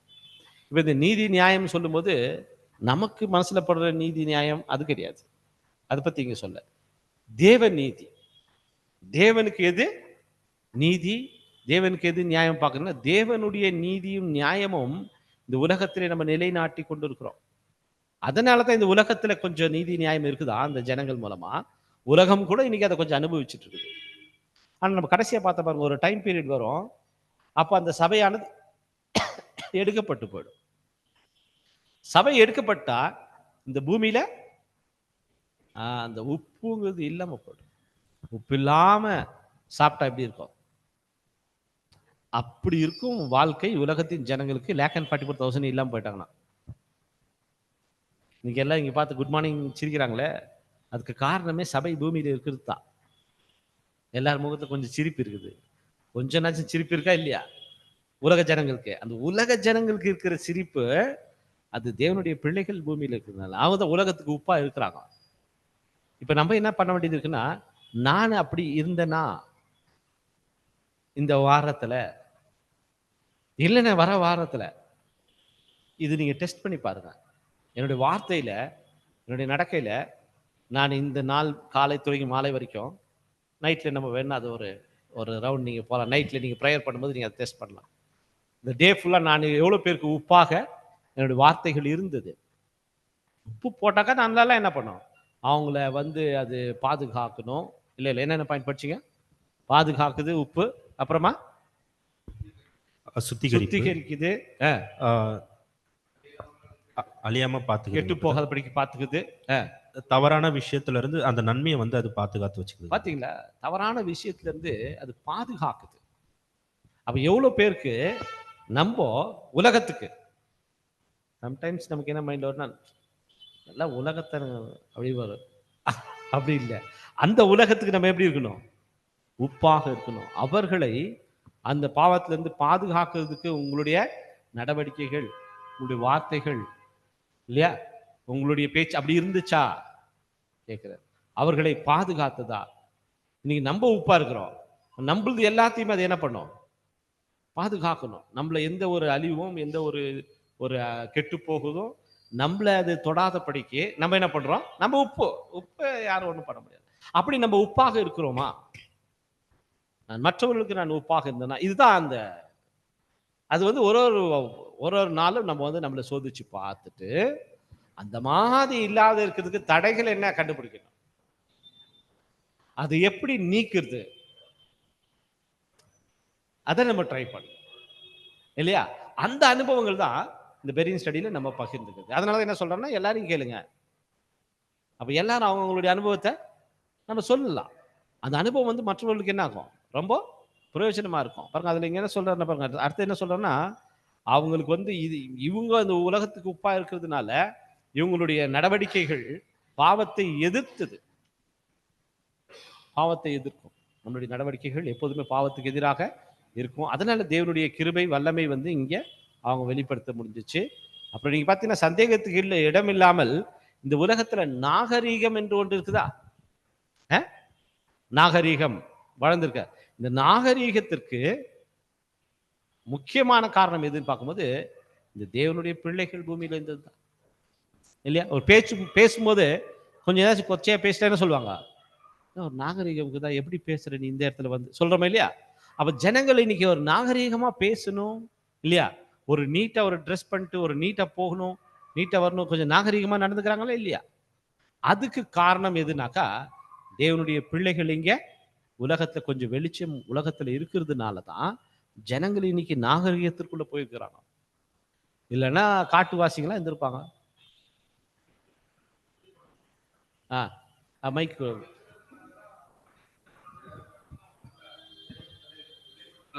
ஆமா. தூதர் சொல்றாரு, இந்த 4 காட்டுகளை பிடித்து வையுங்கள், 1,44,000 பேர் நெற்றியிலே முத்திரை போட்டு திருமளவும் இதை விடாதிடுங்கள் என்று. ஆமா. நீங்க பேசுறதுக்கும் இந்த தேவனுடைய வார்த்தைக்கும், இந்த வார்த்தையினால்தான் நம்மளாலதான் இந்த உலகம் கொஞ்சம் வெளிச்சமா இருக்கு, கொஞ்சம் காக்கப்பட்டிருக்குது. இன்னும் அந்த ஆபத்து வரல. எப்ப சபை முடிஞ்சிட்டாங்களா அப்ப உலகத்துல நீங்க சொன்ன மாதிரி அந்த ஆபத்து வந்துடும். அந்த ஆபத்து வரும்போது நீங்க பாத்தீங்கன்னாக்கா வெளிச்சம் போயிடும், ஒரு பயங்கரமான இருட்டு இருக்கும் பூமி மேல. இருட்டுனா நமக்கு புரியுது இல்லையா? இருட்டுல வந்து அந்த ஜனங்களுக்கு எதுவுமே தெரியாம போயிடும். சடனா ஏன் இப்படி ஆச்சு? ஜனங்களை மூடும், இருள் ஜனங்களை மூடும், காரிருள் உலகத்தை மூடும் என்ற ஆமா. வசனம். அது நீங்க முதல்ல சொன்னது கரெக்ட். முதல்ல சொல்லும்போது நீங்க சொன்னீங்க இல்லையா, அந்த 4 காற்றுகள் வைக்கப்பட்டிருக்குது. ஆனா அந்த காற்றுகள் வந்து இன்னைக்கு வரல, இந்த பூமி எதுவுமே இதை பண்ணல. ஆனா அது எப்போ சபை முடியும் போதோ அப்ப கண்டிப்பா அது அவிழ்த்து விடப்படும். அப்போ நீங்க பாத்தீங்கன்னா இது என்ன சொல்றேன்னா, பூமியில இன்னைக்கு நம்ம இருக்கும்போது உப்பு மாதிரி நம்ம வந்துட்டு ஜீவிச்சிருக்கணும். இருக்கிறீர்கள், உப்பா இருக்கிறீர்கள் பிரசன்ட். அப்ப இதில் நம்ம என்ன தெரிஞ்சுக்க வேண்டியது இருக்குது, நம்ம ஒரு ஒரு விஷயத்திலையும் உப்பாக நம்ம இருக்கிறோமா? உப்பும் உப்பும் வெளிச்சமும் உலகத்துல ரொம்ப முக்கியமானது, இலவசமா கிடைக்கக்கூடியது, அதிகம் கிடைக்கக்கூடியது. வெளிச்சம் எவ்வளவு கிடைக்குது? லிமிட்டேஷன் இருக்கா? நிறைய கிடைக்குது. உப்பு எவ்வளவு கிடைக்குது? நிறைய கிடைக்குது. அப்படி நம்ம இருக்கணும் அப்படி சொல்றாரு. வெளிச்சம் இல்லைனாக்கா ஜீவன் இல்லை. நம்ம வெளிச்சம் இல்லைன்னா நம்மளுக்கு ஏதாச்சும் நம்ம இங்க ஜீவிப்போமா? உயிரிகள் இருக்குமா? வெளிச்சத்தில் தான் உயிரிகளே உருவானது. நீ மரம் செடி கொடிகள் இருக்காது, சூரிய வெளிச்சம் இல்லைன்னா தண்ணி இருக்காது, ஆக்சிஜன் இருக்காது, ஒண்ணுமே இல்லை. அந்த மாதிரி நீங்க உலகத்திற்கு ஒளியா இருக்கிறீர்கள் அப்படின்னு சொல்லும்போது இப்ப நம்ம பிரசன்ட் ஒளியாக நம்ம இருக்கிறோமா? ஒளி கண்டிப்பா ஒளி கொடுக்கணும். அது நீங்க மரக்காலை போட்டு என்ன பண்ணக்கூடாது? மூடி வச்சிடக்கூடாது. அப்ப நம்ம எவ்வளவு பேருக்கு நம்ம ஒளி வீசினோம் அது கணக்கு. கண்டிப்பா வழியில கூட அவங்க புரிஞ்சுக்குவாங்க இல்லையா? இப்ப நீங்க பாருங்க, ஒரு விட்னஸ் ஒருத்தர் பைபிள் ஸ்டூடெண்டா ஆயிருக்கிறாங்க. அவங்க கூட வேலை செஞ்ச ஒருத்தர் பைபிள் ஸ்டூடெண்ட் வேலை செய்யறாங்க ஆபீஸ்ல. அப்ப அவங்க கேட்குறாங்க, ரொம்ப நீதி நியாயமா இவங்க இருந்துக்கிறாங்க, நீ தான் நீதி, தான் நியாயம், மற்றவங்களுக்கு கூட நல்லா ஹெல்ப் பண்றது. அப்போ அவங்க கேட்குறாங்களாம்மா, இவங்க நீ எதுக்கு அவங்களுக்கெல்லாம் ஹெல்ப் பண்ணி கொடுக்குற? அவன் வேலை அவன் செய்யட்டும், இல்லை அவன் ஏதோ வேலை அவன் வேற கஷ்டத்தில் மாட்டிக்கினா, அதனால் இந்த வேலையை கொடுத்தா அவனால் செய்ய முடியாது, நான் கொஞ்சம் ஃப்ரீயாக இருக்கிறேன், அவனுக்கு கொஞ்சம் ஃப்ரீ பண்ணி விடுறேன்னு. அப்போ அவன் கேட்பான், ஏன் நீ இப்படி இருக்கிற, இவ்வளோ வித்தியாசமாக ஏன் இருக்கிற, எல்லாருக்கும் இவ்வளோ ஹெல்ப் பண்ணுன்ட்டு என்ன உனக்கு அந்த மாதிரி இருக்குது, நீ உன் வேலையை பார்த்து நீ போகலாமே. நம்ம கேட்கும்போது இப்போ நான் ஏன் இப்படி இருக்கிறேன்னா அப்படின்னு சொல்லிட்டு ஃபர்ஸ்ட் மாதிரி எடுத்து கையில் கொடுத்துருக்காங்க. இது படிச்சுட்டு தான் நான் இப்படி ஆயிட்டேன், நீ கூட இது படிச்சு பாரு. அப்புறம் அதை அவங்க படிச்சுட்டு அவங்க படிச்சு முடிக்கும் போது பைபிள் ஸ்டூடெண்ட்டை கான்சன்ட்ரேட் ஆகிட்டுக்கிறாங்க. இது கேட்டவங்க, நீ ஏன் இப்படி இருக்கிறேன்னு கேட்டாங்களே, இவ்வளோ நீதி நியாயமாக நம்ம இருக்கணுமா உலகத்தில் அப்படின்னு சொல்லி. அவங்களாம் அப்படி இல்லை, மற்றவங்க அப்படி இல்லை, நீ ஏன் அப்படி இருக்கணும். அப்போ அதை நான் ஏன் அப்படி இருக்கிறேன்னு சொல்லிட்டு இந்த புக்கு படிச்சு பாருன்னு சொல்லும்போது படிச்சுட்டு அவங்க பைபிள் ஸ்டூடெண்ட் ஆகிட்டுக்கிறாங்க. அந்த மாதிரி நீங்க பார்த்தீங்கன்னா இவர் சொல்ற மாதிரி நம்முடைய வாழ்க்கையில நம்ம அப்படி வாழ்ந்து காமிக்கிறது அது வெளிச்சம். நீங்க வந்து சத்தியம் சொல்றதும் ஒண்ணு, வாழ்க்கையில நம்ம சத்தியமா நம்ம நடக்கிறதும் ஒரு விஷயம். அது ரெண்டுமே வெளிச்சம் தான். அப்ப அந்த வெளிச்சத்தை நம்ம எவ்வளோ காமிச்சிருக்கிறோம் அப்படிங்கிறத நமக்கு இங்க பார்க்க சொல்றாரு. ஏன்னா இது நிழல், பொருள் வந்து சுவிசேஷ யுகம். சுவிசேஷ யுகத்துல நீங்க இந்த வேலைகள்லாம் செஞ்சிட்டீங்கன்னா அப்போ உலகத்துல என்ன ஆகும்? ஜனங்களுக்கு ஆசீர்வாதம் தானே வந்துடும். அது எப்போ வரும்? அப்போ அவர் வந்து தன் ஸ்தானத்திலிருந்து இறங்கி அப்படி வருது. ஆனா அந்த வசனம் கூட நீங்க அது மைண்ட்ல வச்சுக்கோங்க. ஏன்னா இறங்கி வந்தாரு அப்படின்னு சொல்லுது இல்லையா அந்த வசனம் 9:22 லேவியராகமம். அப்படின்னா ஏதோ ஒரு ஸ்டேஜில் மேலே போயிட்டு இறங்கில வரல. ஏன்னா அங்கே எதுவும் ஸ்டெப்ஸோ இல்லை ஒரு ரேம்ப் எதுவுமே கிடையாது. பலிப்பீடத்தில் நிறையா பிக்சரில் நீங்கள் பார்த்தீங்கன்னா ஒரு மேடு மாதிரி பண்ணி வச்சுருப்பாங்க, பலிப்பீடம் அங்கே போகிற மாதிரி, இந்த ஸ்டெப் ஏறி பலிப்பீடம் போகிற மாதிரி இருக்கும். அப்படியெல்லாம் கிடையாது. டேபர்நாக்கில் வந்து நோ ஸ்டெப்ஸ் நோ ரேம்ப்ஸ்ன்னு சொல்லிட்டு அந்த மாதிரி வைக்கவும் கூடாது அப்படின்னு சொல்லிட்டு. டேபர்நாக்கில் நீங்கள் பார்த்தீங்கன்னா மேடான ஒரு ஸ்தலம் செய்யக்கூடாது. அப்புறமா வேற என்னென்ன செய்யக்கூடாதுன்னு சொல்லிக்கிறாரு, சொல்ல முடியுமா? ஐடியா இருக்கா? அந்த டேபர்நாக்கிள் கோர்ட் இருக்கு பார்த்தீங்களா, அந்த கோர்ட் பிளைனாக இருக்கும், ஒரே சமமாக இருக்கணும். அப்படியே டேபர்நாக்கிள் கோலி மோஸ்ட் ஹோலி எல்லாமே சமமாக தான் இருக்கும். 2 ஃபர்னிச்சர் தான் இருக்கும், ஒரு பலிப்பீடம், ஒரு தண்ணீர் தொட்டி. அந்த தண்ணீர் மூழ்கிறதுக்கு ஒரு டிப்பர் இருக்கும். அப்புறம் பலிப்பீடத்தில் சாம்பல் எடுத்துட்டு சாம்பல் கரண்டிங்க அது இதெல்லாம் வச்சுருப்பாங்க. அவ்வளோதான். மீதி வேற என்னென்ன இருக்கக்கூடாதுன்னு சொல்றாரு இல்ல? அது சுத்திலும் செடிங்க எதுவும் வச்சிருக்கூடாதுன்னு சொல்றாரு இல்லை? எந்த செடியும் என்ன பண்ணக்கூடாது, அங்க நட்டு வைக்கக்கூடாது இல்லை? செடிகள் அங்கே நட்டு வைக்கக்கூடாது இல்லை? வேற எதுவும் என்ன பண்ணக்கூடாது, அங்கே நீங்கள் கொண்டு வரக்கூடாது. டேபர்நாக்கில் என்ன பண்ணால் பிளெயினாக இருக்கணும். வேற மேடு மாதிரி பண்ணி அது மேலே வைக்கிறது, இல்லை ஸ்டெப் மாதிரி பண்ணி அது வைக்க அப்படியெல்லாம் கிடையாது. எல்லாம் பிளெயினாக தான் இருக்கும். என்ன அது சொல்ல வர கேட்டிங்கன்னா, அங்கே நீங்கள் டேபர்நாக்கிள்குள்ளே போயிட்டீங்கன்னாக்கா, ஒரு வேளை நீங்கள் மேட்டு மேலே ஏறிட்டார் ஆசாரியன்னா, மற்றவங்களை பார்த்தா திரும்பி பார்த்தா மற்றவங்களாம் கீழே இருக்கிற மாதிரி இருக்கும்.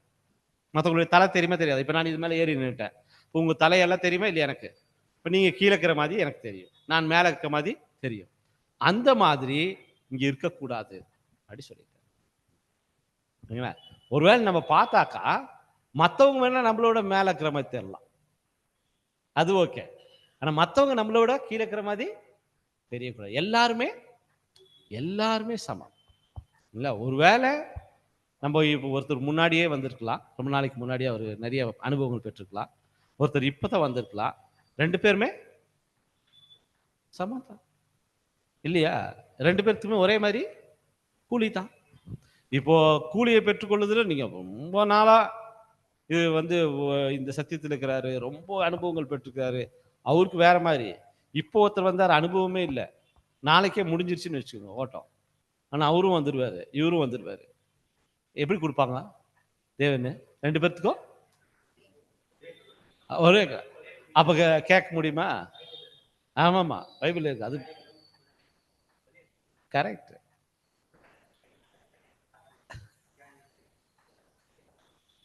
ஜாஸ்தி கொடுக்கலையே, அவர் கரெக்டா தான் கொடுத்தாரு.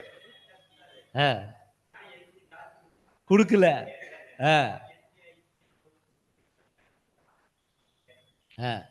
ஆனா கூலி எப்படிதான் கொடுப்பாரு, இதுல நீங்க நல்லா அண்டர்ஸ்டாண்ட் பண்ணிக்கலாம் சரிங்களா? ஒருவேளை நம்ம இப்ப இந்த நாளையோட முடியுதுன்னு வச்சுக்கோங்க ஓட்டம், இன்னைக்கு தான் ஒருத்தர் கான்சிக்ரேட் ஆகிக்கிறார் முழு மனசோட இல்லையா? அவருக்கு என்ன தெரியுமோ அப்படிதான் வாழ்ந்துருப்பார், கரெக்டா? ஆனா அவருக்கு என்ன கிடைக்கும், அதே பரிசு. ஏன்னா அந்த டைம்ல கொடுக்கப்பட்ட நேரத்துல அவர் முழு மனசோட தேவனுக்கு என்ன பண்ணிக்கிறாரு, அர்ப்பணிச்சிருக்காரு. அதுதான் இங்க தேவை இல்லையா? அதுல நீங்க பாத்தீங்கன்னா எல்லாருமே சமமா தான் நீங்க பார்க்கணும். அதனால இங்க இறங்கி வந்தார் அப்படின்னு சொன்னாக்கா இங்க எதுவும் ஸ்டேஜ் எல்லாம் கிடையாது. இங்க என்ன சொல்ல வர்றாருனாக்கா, அந்த பலி கொடுக்கும்போது அவர் பிரதான ஆசாரியனாக இருக்கிறார். அவருக்கு யாரும் ஈக்குவலா இங்க இருந்தாங்களா? இல்லை. அது ஒரு மேலான ஒரு ஊழியத்தை செய்கிறவரா இருக்கார் இல்லையா? அந்த நிலையில இருந்து இப்போ அந்த பலி முடிச்சுட்டாரு, இப்போ சாதாரண ஒரு நிலைமைக்கு வந்துட்டாருன்னு அர்த்தம். சாதாரண ஒரு மனுஷனாக பலி செய்யும் போது தான் அந்த ஆசாரியனா இருக்கு, அப்புறமா அவர் மனுஷன் தான் இல்லையா? அதுதான் சொல்ல வர்றாரு இறங்கி வந்து. அப்படின்னா இங்க என்ன சொல்றாருன்னா, இந்த பலிகள் முடிக்கிற வரைக்கும் நீங்க என்ன பண்ண, அந்த வேலைகளை முடிச்சுட்டா தான், இந்த பலிகள் முடிச்சுட்டு இந்த சுவிசேஷ யுகத்துல ஜனங்களுக்கு அந்த ஆசீர்வாதம் போய் சேரும். அப்ப நம்ம இந்த பலி செய்யற வேலை செஞ்சுட்டு இருக்கோம். இந்த பலியில முக்கியமாக இப்ப பிரசன்ட் பலி எப்படி இருக்கும், உப்பாக நீங்கள் இருக்கணும், வெளிச்சமாக இருக்கணும். ஸோ இதுதான் அங்க நம்மளுக்கு அங்க காமிக்குது. வேற என்ன விட்டு போன பாயிண்ட்ஸ்?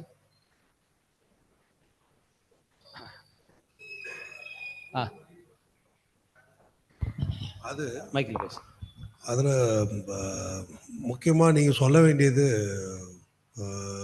இன்னும் இவங்க நம்ம எல்லாருக்குமே தெரிஞ்சிக்க வேண்டியது 3 பலியை பற்றி சொல்கிறாருங்க. ஒன்று பாவ நிவாரண பலி, ஒன்று தகன பலி, ஒன்று சமாதான பலி. இதை பற்றி விவரித்து சொல்லிங்கனாக்கா, ப்ளஸ் அது கம்பாரிசம் ஜீசஸ் கிரைஸ்ட் குறித்து சொன்னீங்கன்னா, ப்ளஸ் சபையை, இது 3க்கும் விவரமாக அந்த 3 பாயிண்ட்டு, அது ஜீசஸ் கிரைஸ்ட் ப்ளஸ் அந்த ஒரு விவரத்தை நீங்கள் இன்னும் கொஞ்சம் எக்ஸ்பிளைன் பண்ணி சொன்னீங்கன்னா நம்ம அது பண்ணலாம். இங்கே பாயிண்ட் இந்த இந்த கொஸ்டின் நமக்கு என்ன பாயிண்ட் இருக்குனாக்கா, பலி இவ்வளவுதான் பாயிண்ட் சரிங்களா? வேற ஒரு விதமான எல்லாம் வருது இங்க, நம்ம அதை படிக்கலாம்.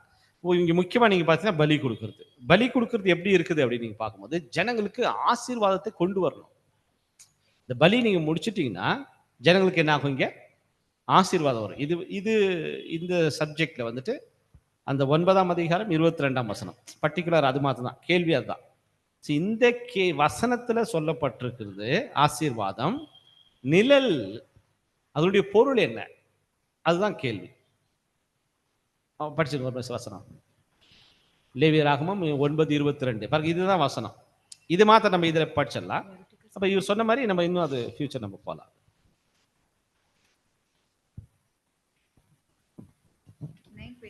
நைன் 22. பின்பு ஆரோன் ஜனங்களுக்கு நேராக தன் கைகளை உயர்த்தி அவர்களை ஆசீர்வதித்து தன் பாவ நிவாரண பலியையும் சர்வாங்க தகன பலியையும் சமாதான பலியையும் செலுத்தின இடத்திலிருந்து இறங்கினான். ஆமா, இப்போ கேள்வி என்னன்னாக்கா, இதுல சொல்லப்பட்டிருக்கக்கூடிய ஆசீர்வாதம் பலியை முடிச்சுட்டு ஜனங்கள் என்ன பண்றாரு? பிளஸ் பண்றாரு. அந்த பிளஸ்ஸிங் வந்து எதுக்கு நிழலா இருக்குது அப்படி கேட்குறோம். அது பிளஸ்ஸிங் பார்த்தோம். மீதி பலிகள் நீங்க சொன்ன மாதிரி நம்ம அது விவரம் பார்க்கலாம். அப்ப இங்க பாத்தீங்கன்னாக்கா பிளஸ்ஸிங் அப்படின்னு சொல்லும்போது ஜனங்களை ஆசீர்வதிக்கிறதே காமிக்குதுனாக்கா, சபை கிறிஸ்து முடிச்சிட்டார் அவருடைய வேலையை. சபையை தங்களுடைய வேலைகளை முடிச்சிட்ட பிறகு ஜனங்களை என்ன பண்ணுவாங்க? ஆசீர்வதிப்பாங்க. இந்த பலி அதுல நமக்கு முக்கியமா 2 இங்கே சுட்டி காமிக்கிறாரு. அது மத்தேயு மற்றும் கொரிந்தியர்ல சொல்லப்பட்டிருக்கிறது. மத்தேயுல நமக்கு சொல்லப்பட்டிருக்கிறது உப்பும் அப்புறமா வெளிச்சமும். கொரிந்தியர்ல இந்த வசனம் நம்ம படிச்சு பாருங்க. அந்த வசனம் பாருங்க, ரொம்ப அருமையான வசனம். 2 கொரிந்தியர்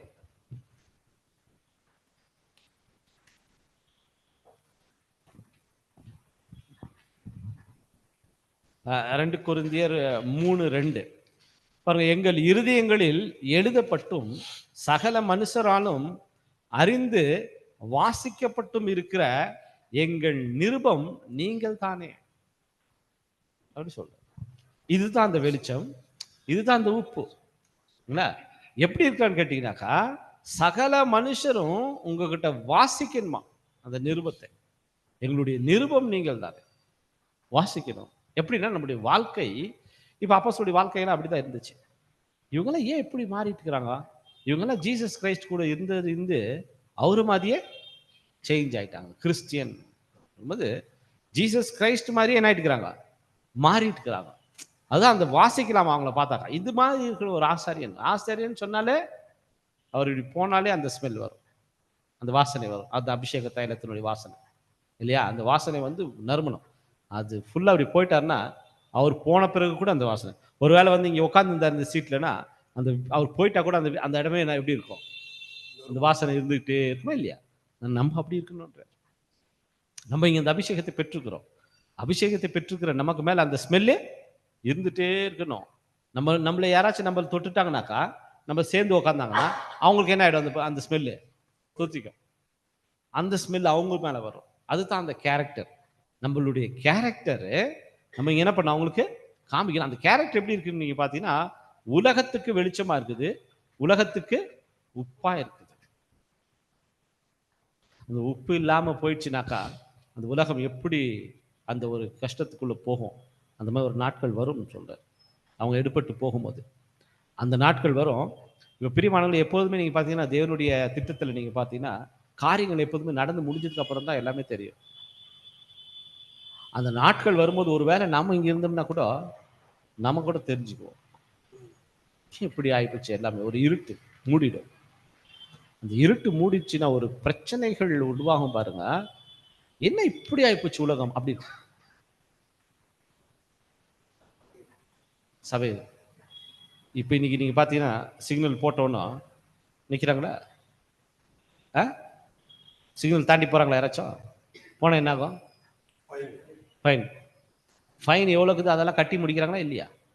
இப்போ ஒரு டேட் கொடுத்தாங்களே, எந்த டேட்டு? 12 ஒருத்தர் உடம்பு கரெக்டாக சொல்றீங்க பாருங்க. அப்போ நீங்க எப்படி அந்த ஃபைனை கட்டியிருப்பீங்க இல்லையா? நானும் கட்டி கிளியர் பண்ணிட்டேன். அதனால நீங்க பார்த்தீங்கன்னா அந்த மாதிரி ஜனங்கள் இன்னைக்கு வாழ்றதுக்கு காரணமே சபை இருக்கிறதுனால தான். அந்த சபை இல்லைன்னு வச்சுக்கோங்க, எந்த ரூல் போட்டாலும் யாரும் கேட்க மாட்டாங்க. அனார்கி நம்ம பார்க்குறோமே, யாருமே எந்த ரூலுமே கேட்க மாட்டாரு, யாருக்குமே கீழ்ப்படிய மாட்டாரு. ஜனங்களை வழி நடத்துறதுக்காக அங்கே ஒரு சீட் இருக்குதே, சீஃப் மினிஸ்டர் இவங்க அவங்க, அந்த சீட்டெல்லாம் காலியாக்குமா, யாரும் அதில் உட்காரவே மாட்டாங்க. அந்த சீட் நான் போகல, இந்த வேலைக்கு நான் வரல. அப்போ வரும் பாருங்க அந்த இருட்டு. அந்த அது ரொம்ப அது இதுக்கு முன்னாடி அந்த மாதிரி இருந்ததே இல்லை உலகம். அப்படி இருக்கும் எப்போனா சபை எடுபட்டு போன பிறகு. ஆனால் சபை இந்த பூமியில் இருக்கும்போது நம்ம அதுக்காக நம்ம அழைக்கப்பட்டிருக்கிறோம். நம்ம எப்படி இருக்கிறோம் அப்படிங்கிறத இது நீங்கள் நீங்கள் வாசிக்கும் நிருபங்களாக நீங்கள் இருக்கணும். அது சொல்லு அந்த கேரக்டர். ஸோ இதுதான் நமக்கு இந்த கேள்வியில் நமக்கு சொல்லுங்க.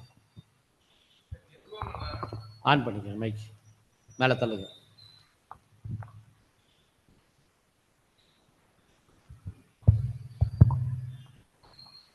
நிருபம்ன்றது நம்ம இப்போ நிருபம் கரெக்ட். பேட்டரி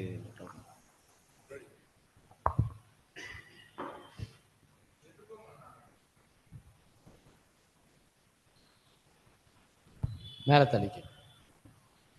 நிருபம்னா இப்போ நம்ம அப்போஸ்தலர்கள் இயேசு கிறிஸ்து மாதிரி இப்போ அப்போஸ்தலர்கள் இப்போ எல்லா நேரத்துலையும் அப்போஸ்தலர்களையும் இயேசு கிறிஸ்து நம்ம வாசிக்கிறது மாதிரி நாம் இங்க வாழ்ந்திருந்தா தேவன் சொல்றாரு உங்க ஞாபக புஸ்தகம் ஒன்று இருக்குது. ஆமா ஆமா, அது ஒரு புஸ்தகம் இருக்கு. நாம் ஒரு புஸ்தகங்களா மாறணும். 1,44,000 ஜனங்களும் ஒரு ஞாபக புஸ்தகங்களாக மாறும் போது அப்போ முடியும். அந்த நான் முடியும் போது வர ஜனங்கள் எல்லாம் நம்மள படிக்குவாங்க. நம்மளை அப்போஸ்தலர்கள் நம்ம எப்படி படிக்கிற மாதிரி நம்மள படிக்கணும்னா நம்முடைய வாழ்க்கை இயேசு கிறிஸ்து மூல அடிப்படையில இருக்கணும். கரெக்ட். அப்பதான் நம்மள பத்தி படிக்கணும். தேவனுடைய ராஜ்யத்தை அது கரெக்ட். ஆனா இப்போ நீங்க சொல்லும்போது இப்போ நம்ம சுவிசேஷ யுகத்துல இருக்கிறோமே, பிரசன்ட் கூட அப்படிதான் இருக்கணும். இப்போ கூட பிரசன்ட்ல கூட நீங்க அப்படிதான் இருக்கணும். பிரசன்ட்ல நீங்க அந்த வெளிச்சத்தை வீசணும். வெளிச்சம் தானே இன்னைக்கு நீங்க நாகரிகம் வளர்ந்துருக்குன்னு கேட்டீங்கன்னா அறிவு இல்லையா? அதனாலதான் மனுஷன் வந்து இன்னைக்கு ஒரு நாகரிகமா இருக்கிறான், ஒரு டீசெண்டா இருக்கிறான். நீங்க நம்மளது நீங்க பாருங்க, ஃபாரின்லாம் கம்பேர் பண்ணீங்கன்னா நம்ம இன்னும் நாகரிகம் பின்தங்கி தான் இருக்குது இல்லையா? நீ ஃபாரின்ல நீங்க பார்த்தீங்கன்னாக்கா ஒரு சிக்னல் போட்டாக்கா நிறுத்துவாங்க. ஒருவேளை ஒரு மனுஷன் சிக்னல் இருக்குது ஆனால் ஒரு மனுஷன் கால் எடுத்து வச்சுட்டாரு அப்படின்னா வண்டிக்கு உடனே ஸ்டாப் ஆகிடும். ஃபாரின்ல யூரோப் கண்ட்ரிஸ் நீங்கள் பார்த்தீங்கன்னா அந்த ஜீப்ரா கிராசிங்கில் ஒரு மனுஷன் கால் வச்சுட்டாக்கா வண்டிங்க அப்படியே நிற்கணும், வண்டிங்க அசையக்கூடாது, அந்த மனுஷன் கிராஸ் பண்ணி போகக்கூடாது. அந்த மாதிரி ஒரு ரூல் நீங்கள் பார்த்து நாகரிகம். அதெல்லாம் லைட்டு பாரு கிரீன் எரிஞ்சு நான் போகிறது அப்படி கிடையாது. ஒரு மனுஷன் கிராஸ் பண்ணுறாரு, ஃபர்ஸ்ட் ப்ரிஃபரன்ஸ் அவங்களுக்கு கொடுக்கணும். ரோட்டு ஓரத்தில் எந்த குப்பைங்க வெளியில் போடுறது இல்லை, வழியில் ஃபுல்லாக பல மரங்கள் நட்டு வச்சுக்கிறாங்க, சைடில் எல்லாம் புல் வளர்த்துருக்குறாங்க, பசுமையாக இருக்கும். மரங்கள்லாம் வந்து நீங்கள் ஆப்பிள் ட்ரீ தான். எதுக்காக? வழியில் போகிறவங்களுக்கு பசி எடுத்தால் பொறிச்சு சாப்பிடலாம், அவங்களுக்காக நல்ல ஹெல்த்தியாக அந்த மாதிரியான பல மரங்கள் தான் வளர்க்கணும். கவர்மெண்ட் நீங்கள் பார்த்தீங்கன்னா அரசியல் எப்படி இருக்குதுன்னா, அரசியல்வாதி ஒரு பைசா கூட கவர்மெண்ட் இது எடுக்க மாட்டாங்க, அவர் கொடுக்குற சம்பளம் தான். அவ்வளோ வளர்ந்து அந்த மாதிரி இருக்குது நகரங்கள். நம்ம அதுக்கெல்லாம் கம்பேர் பண்ணால் நம்ம இன்னும் பின்னாடி தான் இருக்கிறோம். ஆனால் அந்த நகரம் நீங்கள் எல்லாம் போய் ஃபாரின்ல நீங்கள் போனீங்கன்னாக்கா அந்த மாதிரி ஒருத்தர் அனுபவம் சொல்கிறாருங்க. போயிட்டு வந்துட்டு நான் ட்ரெயினில் போகும்போது ட்ரெயினில் வந்து உட்காந்துட்டு இருக்கிறாங்களா, ஒரு சீட் காலி ஆச்சுன்னா உட்காருது இல்லையா யாருமே, எல்லாம் அப்படியே பார்க்குறாங்களா வேற யாராச்சும் உட்காருவாங்களா அப்படின்னு. இல்லை நீங்கள் உட்காருங்க, நீங்கள் உட்காருங்க, நீங்கள் உட்காருங்க. உட்காருதே இல்லையா? ஒரு வேளை முடியாதவங்க வயசானவங்க யாராச்சும். நம்ம எப்படி பண்ணுவோம்? காலி ஆகுது முன்னாடி டப்புன்னு தள்ளி உட்காந்து அது மாதிரி பண்ணுறது இல்லை. அது ஒரு நாகரீகம் இல்லையா? ஒரு டேபிளில் போய் உட்காந்து சாப்பிடும்போது ஒரு டேபிள் மேனர் அதெல்லாம் இருக்கு இல்லையா? ஒரு நாகரிகம். அது வளர்ந்துருக்கிறதுக்கு காரணமே வெளிச்சம் இந்த உலகத்தில் இருக்கிறதுனால.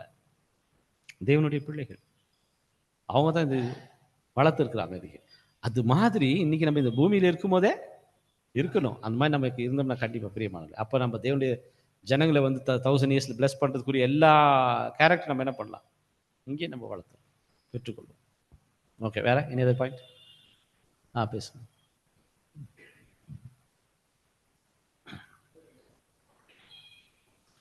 இதில் பிரதர் போட்டுக்கான அந்த இப்போ இது கூட ரீப்ரிண்ட் நம்பர் கூட அது நீங்கள் படிச்சுங்க. ரொம்ப அருமையாக நான் அதை படித்தேன், பியூட்டிஃபுல்லாக இருக்குது. பட் நீங்கள் அதை நீங்கள் எல்லாருமே நீங்கள் ஒரு கோ த்ரூ பண்ணிடுங்க. அப்போ அது உங்களுக்கு இந்த வாரத்தில் நம்ம ஒர்க் அவுட் பண்ணுறதுக்கு அது பிரயோஜனமாக இருக்கும். ஓகே, படிங்க, பேசுங்க. பிரதர், இது உடன்படிக்கை செஞ்ச உடனே ஒருத்தர் இப்போ நேற்று தான் உடன்படிக்கை செஞ்சுருக்கிறாரு. அவர் வந்து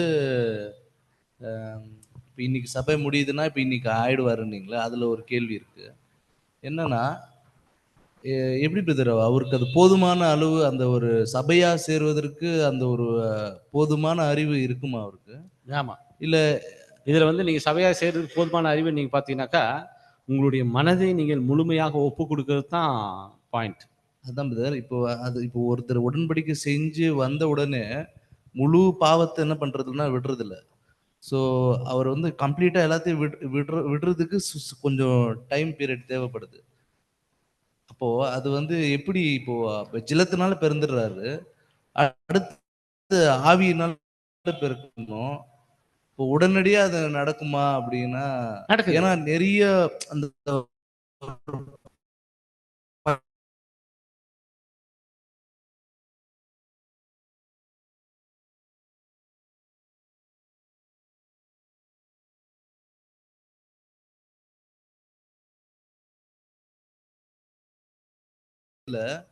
பலியும் ஜீவியம் செய்யணும், அனுபவங்கள் மூலமாக அவர் வந்து செதுக்கி அப்போ ஒரு சில காலப்பகுதிகள் தேவைப்படுது. போக போக கேட்டாரு. நீங்களும் சொன்னீங்க ஒரே நாள்ல நம்ம பரலோகத்துக்கு போயிடலாம், சபை ஆக முடியும்ட்டு. அதை உறுதிப்படுத்தணும்னா தேவனுக்கு வந்து நம்ம பாவி தான். இப்போ கூட நம்ம பாவிங்க தான். இயேசு கிறிஸ்து மூலியமா நீதிமான்கள் எண்ணப்பட்டிருக்கிறோம். அப்போ நம்ம நீதிமான்களா நீங்க இப்போ நம்ம எல்லாமே பேசின மாதிரி நீதிமானா வாழ்ந்துன்னு வரும்போது நம்ம கணக்கெல்லாம் வரும். அந்த கணக்கு ஒரு நிருபமா புஸ்தகமா எழுதுவாங்க. பிரதர் கேட்ட கேள்விக்கு ஒரே நாளைக்கு எப்படி பரலோகத்துக்கு போக முடியும்னா, உதாரணம் சகையோ சொல்லலாம். சகையும் அவரே சொல்றாரு, நான் பெரும் பாவி, அந்த பாவங்களெல்லாம் செய்யறேன்னு. ஆனா இயேசு கிறிஸ்து இருதயத்தை பார்த்து தான் அவரை கூட்டார். பாவியா இருக்கிறாரோ பரிசுத்தவன், அந்த இருதயத்தினாலதான் நம்ம உள்ள போக முடியும் என்ற ஒரு கருத்து பைபிள் முறைப்படி. பிரதர் சொல்றது என்ன சொல்றேன்னா, இப்போ அழைப்பு கொடுக்குறாருனால தேவன் இருதயத்தை பார்த்து அழைப்பு கொடுத்துருக்கிறாரு. அவங்க இருதயத்தை முழுமையாக கொடுக்கும்போது கண்டிப்பா தேவன் என்ன பண்றாரு, பலன்களை கொடுக்குறாரு. இதுல நீங்க முக்கியமா நீங்க பாத்தீங்கன்னா, இப்ப நம்ம இந்த பரிசை பெறுறது எப்போ? கிரவுன், இது முக்கியம். கிரவுன் எப்போ கிடைக்கும் நமக்கு? நீங்க சொல்லுங்க. இப்போ கார்த்திக் பிரதர், கிரவுன் நம்ம தலை மேல கிரவுன் எப்போ கிடைக்கும்? கிரவுன் வந்து நம்ம ஓட்டத்தை ஓடி கரெக்டா அதை முடிச்ச பிறகு தான் அது நமக்கு கிடைக்கும். ஆனா ஆரம்பத்துல அது கொடுக்கப்படுறது, அதாவது நம்ம ஞானஸ்தானம் எடுக்கும் பொழுது நம்ம பேர்ல அது நிச்சயிக்கப்படுது. ஆனா அது நாம வந்து உண்மையாக ஜீவிக்கும் பொழுது அது நமக்கே சொந்தம். சொல்லுங்க. இப்போ இவர் சொன்னது கரெக்டா? யாராவது பேப்டிஸ்ட் எடுக்கிறாங்களோ அவங்களுக்கெல்லாம் ஒரு கிரவுன் இருக்கா? அதாவது அதாவது பிரதர், இப்போ 1,44,000 பேரு, இப்ப நம்ம பேர்ல வந்து இப்ப நாம வந்து மிஸ் பண்ணது தானே நம்ம ரீப்ளேஸ் ஆகிக்கிறோம் நம்ம, கரெக்டுங்களா? ஸோ இப்போ நாம மிஸ் பண்ணா இன்னொருத்தருக்கு போயிடும் அது. ஸோ நம்ம பேர் மேல அது இருக்குது. ஸோ நாம தகுதியா இருக்கும் பொழுதுதான் அது நமக்கு சொந்தம். இப்ப உங்களுக்கு தலை மேல வந்துச்சா கிரவுன்? இல்ல, பட் அது நம்ம அதை ஓட்டத்தை நிறைவா முடித்த பிறகு அந்த கிரவுன். அது பாருங்க, இப்போ இந்த பாயிண்ட் முக்கியமா நீங்க கவனிக்கணும். இப்போ ஆக்சுவலா நீங்க ஓட்டத்தை எப்போ முடிச்சு சாகுறீங்களோ அப்போ கிரவுன் உங்க தலை மேல வந்துடும் அப்படி நினைச்சுக்கிறீங்களா? அப்படி கிடையாது. அந்த பாயிண்ட் நீங்க நல்லா கவனிக்கணும். கிரவுன் எப்போ உங்களுக்கு தலை மேல வரும்? இங்கேயே மாம்சத்தில் இருக்கும் போதே கிரவுன் வந்துடும். ஒரு பாயிண்ட்ல ஒரு இந்த கிரவுனை நீங்க வாங்குறதுக்கு டைம் எடுக்கக்கூடாது. இது ரொம்ப முக்கியமான பாயிண்ட். நீங்க ஒருவேளை இப்ப நீங்க சொன்ன ஒரு 2 மாசத்துல கூட நீங்க கிரவுன் வாங்கிடலாம், 1 வருஷத்துல கூட நீங்க கிரவுன் வாங்கிடலாம். இவர் என்ன சொல்றாருன்னா, கிரவுன் வாங்கிக்கிறதுக்கு 2 வருஷம் கூட ஜாஸ்தி டைமிங். நீ 1 வருஷத்துல வாங்கிக்கிறாங்க நல்லது, இல்ல நீங்க அன்னைக்கு ஒரு வாரத்திலேயே நான் வாங்கிறேன்னா கூட நல்லது இல்ல. அந்த கிரவுன் நீங்க சீக்கிரமா வாங்கிட்டோம். அது வந்து கொஸ்டின் நம்பர் 50. கொஸ்டின் நம்பர் 50 50 நீங்க மைண்ட்ல வச்சு, தமிழ்ல கூட இருக்குது. நீங்க வேணா அதை போஸ்ட் பண்ணுங்க குரூப்ல போட்டு. Set page number 50. அதான் கொஸ்டின் 15 பேஜ் நம்பர் 15 அர்த்தம். ஓகேங்களா? அதுல வந்துட்டு கிரவுன் எப்போ உங்களுடையது ஆனது அப்படின்ற ஒரு கொஸ்டின் கேட்குறாங்க. அது இருக்கா? படிங்க, கொஸ்டின் மாதிரி படிங்க. நான் விளக்கம் வேணும் நான் சொல்லிடுறேன்.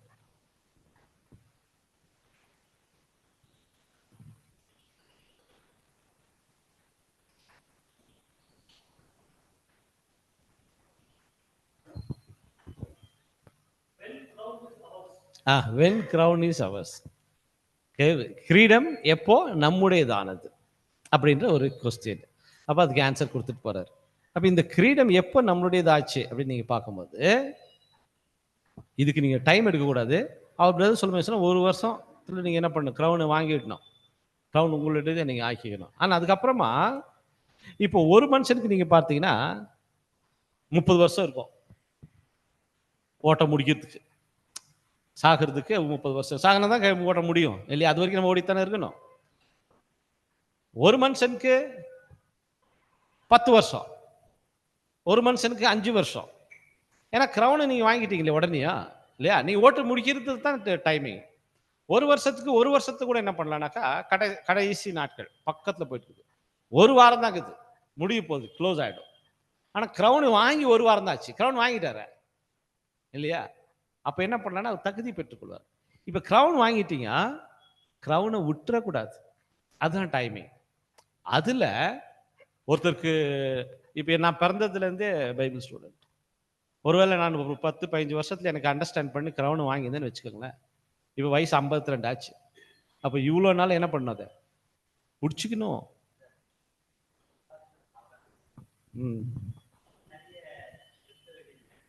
அதுதான் இப்போ இங்கே நீங்கள் பார்த்தீங்கன்னா கிரௌன் வாங்கிட்டீங்க நீங்கள். அதுதான் இதில் என்னது இல்லை கணக்கு. இதில் கணக்கு என்னன்னு கேட்டால் நீங்கள் கிரௌன் வாங்குறதுக்கு நீங்கள் ஓடணும். கிரௌன் வாங்குறதுக்கு நீங்கள் ஓடணும். எப்போ கிரௌன் வாங்குறீங்க இப்போ இதில் சொல்கிறாரு. ஒரு பாயிண்ட், ஒரு மூமெண்ட் இருக்குது. அந்த மூமெண்ட்டில் கிரௌன் வந்து உங்களுடையதாக இருக்கும். என் தலைமையில் எப்போ வந்துச்சு அப்படிங்கிறத நீங்கள் நல்லா அண்டர்ஸ்டாண்ட் பண்ணிக்கணும். எந்த மூமெண்ட்டில் கிரௌன் வந்து நம்ம தலைமையில் வந்துச்சுன்னா, இப்போ நல்லா நீங்கள் அதை அண்டர்ஸ்டாண்ட் பண்ணி, இது வந்து 4 குவார்ட்டர் மார்க் பற்றி எக்ஸ்பிளைன் பண்ணுறாரு. 4 குவார்ட்டர் மார்க். என்ன?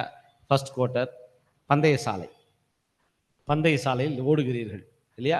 அதில் first quarter mark, second quarter mark, third quarter mark, 4th quarter மார்க்கில் ஒரு ரிப்பனுக்கு தான் போயிட்டு அங்கே என்ன பண்ணுவோம், ரீச் ஆகிடுவோம் இல்லைங்களா? ஒரு சர்க்கிள் போயிட்டீங்களா, அந்த மாதிரி ஒரு 4 குவார்ட்டர் மார்க் நீங்கள் முடிச்சிட்டிங்கன்னா ரீச் ஆகிடுவீங்க இல்லைங்களா? அப்போ என்ன ஆகிடும், நீங்கள் உங்களுக்கு கிரௌன் கிடைச்சிச்சு. ரீச் ஆகணும், அதுதான் முக்கியம் இல்லையா? ஃபர்ஸ்ட் குவார்ட்டர் மார்க் நீங்கள் கிராஸ் பண்ணுறது பெரிய விஷயம் இருக்காது. ஏன்னா பிதாவாகிய தேவன் மேலே நீங்கள் காண்பிக்கக்கூடிய அன்பு, அதை நீங்கள் காமிச்சிடலாம். அவரை பற்றி தெரிஞ்சுக்கும் போது முழுமையாக நீங்கள் அன்பு காமிச்சிருவீங்க. அடுத்தது நீங்கள் பார்த்தீங்கன்னாக்கா அவருடைய குமாரன் மேலே, சத்தியத்தின் மேலே காண்பிக்கக்கூடிய அன்பு, அது நீங்கள் என்ன பண்ணிடலாம், அது நீங்கள் காமிச்சிடலாம். 3வது சகோதரர் மேலே காமிக்கிற அன்பு. இப்போ என்ன சொல்கிறாருன்னா, அநேக வேதமானவர்கள் இந்த 3வது படியை தாண்ட முடியாமல் நிறைய பேர் தயங்கி நிற்கிறாங்க, ஃபெயிலியர் ஆகிடுது அப்படின்னு சொல்லிட்டு தான் ஸ்டார்டே பண்ணுறாரு. 4வது தான் உலகத்தின் மேலே காமிக்கிற அன்பு, உங்களுடைய பகைவனையும் நேசிக்கிற அன்பு. இந்த அன்பு தான் முடிவு. இந்த கேரக்டர் நீங்கள் போயிட்டு 4வது குவார்ட்டர் மார்க் நீங்கள் முடிச்சிட்டிங்கன்னா உங்களுக்கு கிரௌன் வந்துடும். எப்போ வரும்னாக்கா கிரௌன் அதை சொல்கிறார் பாருங்க, கடைசி லைன் படிக்கிறீங்களா?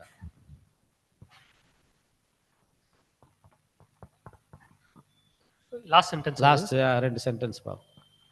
So you see, there is a mark of character without which none will be acceptable in the kingdom, spiritual or earthly. Now we must demonstrate our love and devotion. That is what we live for today and tomorrow, and in all our Christian experience. From the time you enter the school of Christ, for you are to learn of Him as quickly as possible and get to the mark of perfect love toward all. Okay, அதுக்கு முன்னாடி பாயிண்டா தமிழில் நீங்கள் தமிழில் வந்து உங்களுக்கு வந்து அந்த புது சிருஷ்டியின் ஒழுங்குமுறை புக் இருக்கு இல்லையா, அதில் வந்து 2வது 3வது கேள்வி வரும். அதில் நீங்கள் அதில் நீங்கள் பார்க்கலாம். படிச்சிருக்கீங்களா? தமிழ் இருக்கா? Tamil. அந்த கிரௌன் எப்போ உங்களுக்கு வந்துச்சு, அந்த பாயிண்ட் படிங்க. Now then, if you get to that place, you have gotten to the place where, to my understanding, you are at the mark of perfect love toward God, men, etc. You desire good for all and injury toward none. From that moment, I understand the Lord counts you as one having a crown apportioned to you. அந்த moment நீங்கள் பாருங்க. அந்த moment என்ன சொல்கிறேன்னா, உங்களுக்குள்ள ஒரு மனசு வருமா, உங்கள் மனசு ஒரு விஷயத்த சொல்லுது. என்ன சொல்லுதுனாக்கா, நான் யாரோ ஒருத்தர் திட்டேன், ஏதோ ஒரு பேசிட்டு வந்துட்டேன், தப்பு போனால் அதனால திட்டுனேன், ஏதோ ஒரு நடந்துச்சு. ஆனால் வீட்டுக்கு வந்துட்டு நமக்கு என்ன மைண்டுக்கு வருதுன்னா, அவனை திட்டிட்டு தப்பு தான் இல்லையா, அவன் பண்ண தப்பு தான், அதனால திட்டோம், ஆனால் நம்ம அதை செஞ்சிடக்கூடாது. உடனே ஒரு கால் பண்ணிவிட்டு, சாரி நான் கொஞ்சம் ஆசை பேசிட்டேன், என்னை மன்னிச்சுட்டு. ஆக்சுவலி தப்பு பண்ணுவான் அவன் தான். மன்னிப்பு யார் கேட்குறது? நமக்கு மன்னிப்பு கேட்குற மாதிரி ஆகுது. ஆனால் நீ பண்ணது தப்பாக இருந்தனால தான் நான் அப்படி பேசிட்டேன், ஆனால் கூட நான் அப்படி பேசியிருக்க கூடாது, என்னை மன்னிச்சிரு. அந்த மன்னிச்சிருன்னு சொல்கிற பார்த்தீங்கன்னா, மன்னிக்கிற, எனக்கு மன்னிப்பு கேட்குற அந்த ஒரு மனசு, அப்போ க்ரௌன் உங்கள் தலைமையில் இருக்கான். க்ரௌன் உங்கள் தலைமையில் இருந்த மாத்திரம் தான் உங்கள் மனசு அப்படி சொல்லுமா. சொல்லிட்டாருங்க, தேவன் உங்கள் தலைமையில் க்ரௌன் இருக்கிறத உங்களை கன்சிடர் பண்ணுறாரு. இப்போ வசனம் கொடுக்குறாரு, உனக்குண்டானதை பற்றி கொண்டிரு, ஒருவனும் அதை எடுத்துக்கொள்ளாதபடிக்கு உனக்குண்டானதை பற்றி கொண்டு. எப்போ வரைக்கும் நீங்கள் நிற்கணும்? நீங்கள் சாகுற வரைக்கும் நிற்கணும். அப்போ ஒரு ட்ரையல் ஸ்டார்ட் ஆகும் பாருங்க. அப்பதான் அப்போ அது வரைக்கும் பாருங்க, நல்லா அண்டர்ஸ்டாண்ட் பண்ணுங்க. அது வரைக்கும் தேவன் என்ன பண்ணிட்டு இருந்தாரு, அது வரைக்கும் தேவன் வந்து நல்லா கிளாப் பண்றாரு இல்லையா. ஓடுவாங்க பார்த்தீங்களா, பந்தய சாலை ஓடும்போது எல்லாரும் என்ன பண்ணுவாங்க? இப்போ என் சார்பில் ஒருத்தர் ஓடிட்டு இருக்காரு, எங்க வீட்டுல இருந்து ஒருத்தர் ஓடுறாரு, நான் என்ன பண்ணுவேன்? கைத்தல், கமான் கமான் கமான் கமான் சொல்றோமா இல்லையா, என்கரேஜ் பண்ணிட்டே இருக்காரா. இப்படி தேவன் ரொம்ப என்கரேஜ் பண்ணுவார் இல்லைங்களா. நிறைய டீச்சர்ல கொடுப்பாரு, போதகர்கள் கொடுப்பாரு, நிறைய ஏஞ்சல்ஸ் எல்லாம் என்கரேஜ் பண்ணி தேவன் வந்து அந்த 4th குவார்ட்டர் மார்க்ல போய் அந்த கிரவுன் வாங்குற வரைக்கும் ஹெல்ப் பண்றாரு. ஆனா கிரவுன் நீங்க எப்போ வாங்கிட்டீங்களோ அதுக்கப்புறம் தேவன் ஃபுல்லா உங்க கையில விட்டுடுவார். இவ கிரவுனுக்கு நான் தகுதியான ஆளு அப்படின்னு சொல்லி மரணம் வரைக்கும் நீங்க நிரூபித்து காமிக்கணும். இப்போதான் டெஸ்ட் ட்ரையல் ஸ்டார்ட் ஆகும். பார்த்தீங்கன்னா சம்டைம்ஸ் தேவன் இருக்கிறாரா இல்லையா அப்படின்ற மாதிரி ஒரு மேக மூட்டம் முன்னாடி வந்துருமா, அந்த பக்கம் என்ன நடக்குது ஃபுல்லா தெரியாதான், இருட்டாயிடும். அந்த மாதிரி சூழ்நிலைகளுக்கு கூட நீங்கள் வாக்குத்தத்தங்களை நம்பி இருக்க வேண்டும் அப்படின்னு சொல்லிட்டார். தேவனுடைய பிள்ளைகளுக்கு அந்த மாதிரி சூழ்நிலைகள் கூட வரும், அப்போ கூட உங்க முகம் வாடலா இருக்கக்கூடாது அப்படின்னு சொல்லிட்டார். அந்த மாதிரி நீங்க நம்பிக்கை வச்சு நீங்க அதுல நிக்க பார்த்தீங்களா, அது மரணம் வரைக்கும் போகும். ஒருவேளை இப்ப நம்ம பார்த்த மாதிரி ஒருத்தர் ஒரு 4 நாள்ல ஓடிட்டு அங்க போயிட்டாரு, அந்த அன்பை பெற்றுக்கொண்டாரு, நிக்கிறாரு. ஆனா 4 நாள்ல முடிஞ்சிடும் ஓட்டம், எல்லாமே முடிஞ்சிருது. ஆனா கண்டிப்பா அவர் அதை வாங்கிடுவார். அவருக்கு இருக்கிறது அவ்வளவுதான் டெஸ்ட், அவ்வளவுதான் டெஸ்ட். இப்ப நீங்க எப்ப ட்ரூத் கிடைச்சிச்சு? 1 வருஷம் ஆச்சு, 1.5 வருஷம் ஆச்சு. அப்ப இவருக்கு ட்ரூத் கிடைக்கும் போது எனக்கு வயசு 50. ஏயா, ஆனா ஒருவேளை இப்ப இவரு இல்ல என் வயசு, இப்போ நீங்க ட்ரூத் வரும்போது நான் 50 வருஷமா இந்த ட்ரூத்ல இருக்கிறேன். அப்போ நீங்க இப்ப 2 பேர்த்துக்கு அடுத்த வருஷம் முடியுதுனாக்கா நான் 52 வருஷம் ஓடி இருப்பேன், நீங்க 2 வருஷம் தான் ஓடி இருப்பீங்க. ஆனா என்ன பண்ணிடுவாரு, உங்களுக்கு தக்க வச்சிருக்கிறீங்க, நீங்க தக்க வைக்கிறது தான் உங்க கையில இருக்குது. புரிஞ்சுங்களா? நம்ம வந்து அவங்கள தப்பாக இருந்துட்டு நம்ம கேள்வி கேட்டு நம்ம ஒரு விரோதமாக பேசுகிற மாதிரி பேசிடுறோம் அவங்கள. சரி, அவங்க போயிடுறாங்க. மீண்டும் நான் அவங்களுக்கு மன்னிப்பு கேட்டால் தான் அவங்களும் நாங்கள் சந்தித்து சமாதானமாக பேசினாக்கா சரியாகுமா, இல்லை மறுபடியும் அவங்களுக்கு நான் மன்னிப்பு கேட்கணுமா? சமாதானம் பேசணும், பேசிட்டாக்கா சரியாயிடுது இல்லையா? பேசினா சரியாகும். மன்னிப்பு கேட்கணும், மன்னிப்பும் கேட்கணும். கண்டிப்பா. செய்துட்டு அவங்க தப்பாக இருந்தாலும் நம்ம மன்னிப்பு கேட்கணும். அப்ப அவர் என்ன சொல்லுவாரு, நீ எப்ப மன்னிப்பு கேட்கிற, நான் தானே தப்பு பண்ணேன். நம்மளுக்கு சின்ன அவன் அன்னைக்கு நல்லா ஃப்ரெண்ட் ஆயிடுவான் அன்னில இருந்து. அந்த மாதிரி எனக்கு நிறைய பேர் ஃப்ரெண்ட் ஆகிக்கிறாங்க, சண்டை போட வந்து ஃப்ரெண்ட் ஆயிடும், அந்த மாதிரி இருக்கும். ஒரு வருஷம் நம்ம அப்போ சார் பவுல் சொல்றாரு இல்லைங்களா, இந்த மாதிரி நல்ல ஓட்டத்தை ஓடினேன், விசுவாசத்தை கட்டேன், ஜீவக்கிடம் எனக்காக வைக்கப்பட்டிருக்குதுன்னு தானே சொல்றாரு. வைக்கப்பட்டிருக்குதுன்னு சொல்றாரு. அப்போ அது யாரோ எடுத்துக்கொள்ளாதபடி நான் எனக்காக வைக்கப்பட்டிருக்குது. அப்போ அது லாஸ்ட் மூமெண்ட்ல தானே பதில் கிடைக்கும். இல்ல, அதாவது எனக்காக வைக்கப்பட்டிருக்குது, அது என்னுடைய எனக்காக இருக்குது, என் தலைமையில கிடைச்சிச்சு. ஆனா அது எப்ப வேணா இன்னொருத்தர் வாங்கிடலாம். எப்போ அது உங்களுக்கு சொந்தமாகும், நீங்க ஃபைனல் நீங்க முடிச்சவரும் அது உங்களுக்கே சொந்தமாகும். என் தலைமையில் இருக்குது, ஆனா அதை நான் சொந்தமாக்கி கொள்ள வேண்டும். எனக்கு அப்பதான் கிடைக்கும்ட்டு இல்லை, கிடைச்சிருச்சு. ஆனா அது என்னோடது இல்லை. நான் எப்ப கூட நான் விட்டுடலாம், இன்னொருத்தர் என்ன பண்ணிடலாம், எடுத்துக்கலாம். நான் கிடைச்சதை டைட்டா பிடிச்சிக்கணும். அப்படின்னா இப்ப பாருங்க, இப்ப அந்த மூமெண்ட் 4 குவார்ட்டர் மார்க் நீங்க முடிச்சிட்டீங்க, இதுக்கு மேல உங்களுக்கு எந்த சோதனையும் இல்லை அப்படின்னு தான் பரவாயில்ல. திரும்பியும் 3rd குவார்டர் மார்க்ல ஒரு டெஸ்ட் வரும், திரும்பியும் 4th குவார்டர் மார்க்ல ஒரு டெஸ்ட் இருக்கும், திரும்பியும் 1st குவார்டர் மார்க்ல டெஸ்ட் இருக்கும், திரும்பியும் 2nd குவார்டர் மார்க்ல டெஸ்ட் இருக்கும். சத்தியத்துல நீங்க நிலைநிற்பது சோதனைகள் ஸ்டார்ட் ஆயிடும். இப்போதானே முடிச்சிட்டு வந்து நான் கிரவுன் வாங்கினேன், அப்படி வாங்கிட்டீங்க, வாங்கினதுக்கு அப்புறம் திரும்பி ஸ்டார்ட் ஆகும். இப்படி நம்ம என்ன பண்ணா ஓட்டம் ஓடிட்டு தான் இருக்கோம். ஆனா கிரவுன் வாங்கிட்டீங்க, ஆனா கூட நீங்க என்ன பண்ண, இந்த டெஸ்ட் ட்ரையல் போயிட்டே இருக்கும் கடைசி வரைக்கும். அதுல கடைசி வரைக்கும் நீங்க நிக்கிறீங்க இல்லையா, கிரவுன் உங்களுக்கு சொந்தமாயிடும். இப்ப புரிஞ்சுங்களா? உங்களுக்கு தான், ஆனா மற்றவர் எடுக்கிறதுக்கு சான்சஸ் இருக்கு. எப்பனா என்ன பண்ணிடலாம். இப்ப நீங்க சொல்லுங்க, நீங்க உங்களுடைய எதிராளியை ஒரு கட்டத்தில் நீங்க மன்னிக்கிற சுவாபம் உங்களுக்கு வந்திருக்கும், ஆயிடுச்சா? இப்போ ஏன்னா நம்மளுடைய அனுபவத்தை பார்க்குறோம். இந்த சத்தியம் கேட்க வரும்போது ஒருத்தர் என்கிட்ட சொன்னாருங்க, என்னுடைய வீடு வச்சுக்கோங்க, நீங்கள் பைபிள் கிளாஸ் நடத்துறதுக்கு எல்லாம் நீங்கள் வச்சுக்கோங்க, ஃபுல்லாக நீங்கள் இதுக்காக நீங்கள் என்னுடைய வீடு ஃபுல்லாக நான் கொடுத்துட்றேன், எனக்கு வர பென்ஷன் பணம் எல்லாமே நான் உங்களுக்கு மாதம் மாதம் எனக்கு வந்து ஒரு 3000 இதை சாப்பிட்றா போதும், இது எல்லாம் தேவனுடைய உள்ளத்துக்கு யூஸ் பண்ணுறேன். 1 வருஷம் ஆச்சு, 2 வருஷம் ஆச்சு, 5 வருஷம் ஆச்சு, 10 வருஷம் ஆச்சு. 10 வருஷம் ஆனதுக்கு அப்புறமா ஒரு மனசு மாறிடுச்சு. நான் ஏன் கொடுக்கணும்? நான் இதை விட்டா நல்லா வாடகை சம்பாதிக்கலாம், எனக்கு நான் கஷ்டத்தில் இருக்கேன், என் பசங்க கஷ்டத்தில் இருக்கிறாங்க, நான் கொடுக்கறது இல்லை, ஸ்டாப் பண்ணிட்டேன். 10 வருஷமா அவர் செஞ்சார் இல்லையா, அது என்னாச்சு போச்சு. ஆனா 10 வருஷத்துக்கு முன்னாடி அவருக்கு கிரவுன் கிடைச்சா இல்லையா, அவருடைய மனசு அப்படி இருந்துச்சா இல்லையா, எல்லாத்தையும் கொடுத்தாரா இல்லையா, 10 வருஷத்துக்கு அப்புறம் போயிடுச்சு. அது அந்த மாதிரி சான்ஸ் இருக்கா இல்லையா? அப்போ உங்க கிரவுன் போயிடும். கிரவுன் உங்களுது ஆயிடும், ஆனா போறதுக்கு நிறைய சான்சஸ் இருக்குது. அது போகாதபடிக்கு நீங்க காப்பாற்றணும். எது வரைக்கும் காப்பாத்தணும்னா சாகிற வரைக்கும். எல்லாருக்குமே அதான் ட்ரையல். நான் ஒருவேளை சின்ன வயசுல இருந்து ஓடிட்டு இருக்கேன்னா எனக்கு நிறைய நான் அனுபவப்படணும். இவர் கொஞ்சம் தான் ஓடிக்கிறாருனாக்கா அவருக்கு அனுபவம் கொஞ்சம் போதும், ஆனாலும் ஒரே மாதிரி தான் இருக்கும். இதுதான் முக்கியம்.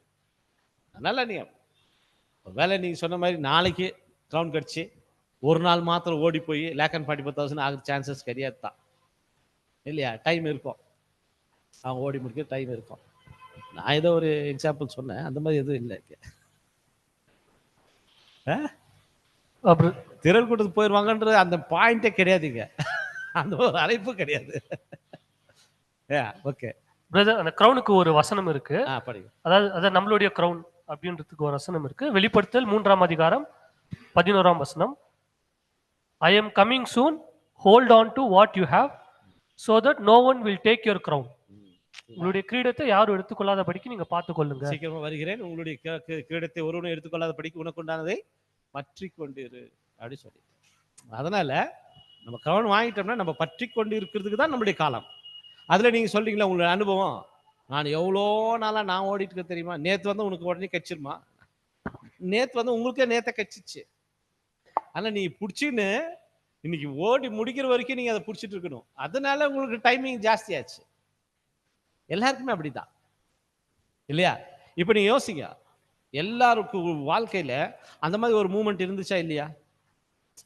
அவனை நான் மன்னிச்சிடணும் இல்ல, அந்த ஒரு மூமெண்ட் இருக்கா இல்லையா? அந்த மாதிரி மனசு உங்களுக்கு இருந்துச்சா இல்லையா? அந்த மனசு நீங்க மைண்ட்ல வச்சுக்கோங்க. அன்னைக்கு உங்களுக்கு கிரவுண்ட் கிடைச்சிக்குது, கிடைச்சனால தான் அந்த மனசு வந்துச்சு நம்மளுக்கு.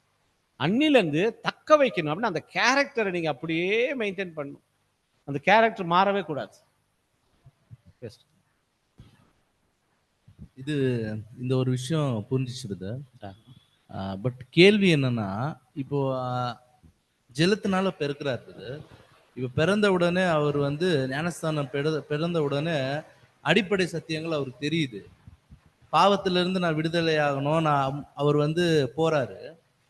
அடுத்து வந்து இப்போ ஆவியினால கூட பெருக்கணும் இல்லையா பிரதர்? இப்போ அது எப்போ நடக்குது? அதுதான் கான்சிகரேஷன் இல்லையா? கான்சிகரேஷன் நீங்க எப்போ திரைக்குள்ள போறீங்களோ அப்பதான் ஜெனிப்பிக்கப்படுதல் நடக்குது. என்ன ஜெனிப்பிக்கப்பட்ட பிறகு தேவன் பரிசுத்த உங்களுக்கு கொடுத்துறாரு. அதுக்கப்புறமா அந்த புது சிருஷ்டி வளர ஆரம்பிக்கும். அதான் அந்த வளர ஆரம்பிக்குது இல்லையா? வளர்ச்சிக்கு வந்து வளர்ச்சி இருக்கு இல்லையா? வளர்ச்சி இருக்கு இல்லையா? அது உயிரூட்டம்னு பேரு. உயிரூட்டம், குயிக்கனிங் அப்படின்னு சொல்றாரு. உயிரூட்டம். அந்த உயிரூட்டம் அடைகிறதுக்கு ஒருத்தருக்கு ஒரு காலப்பகுதி இருக்கும். நீங்க மறிக்கிற வரைக்கும் அந்த உயிரூட்டம் இருந்துட்டே இருக்கணும். இல்லையா? அது எல்லாருக்கும் ஒரே மாதிரி இருக்கிறது இல்லை. ஓகே, எல்லாருக்கும் ஒரே மாதிரி. இப்போ நீங்க பாருங்க, ஒரு சிலர் 70 வயசுல ஒருத்தருக்கு ட்ரூத் கிடைச்சிச்சுன்னு வச்சுக்கோங்க. ட்ரூத் வந்தது இல்லையா? அவங்க வராங்களே.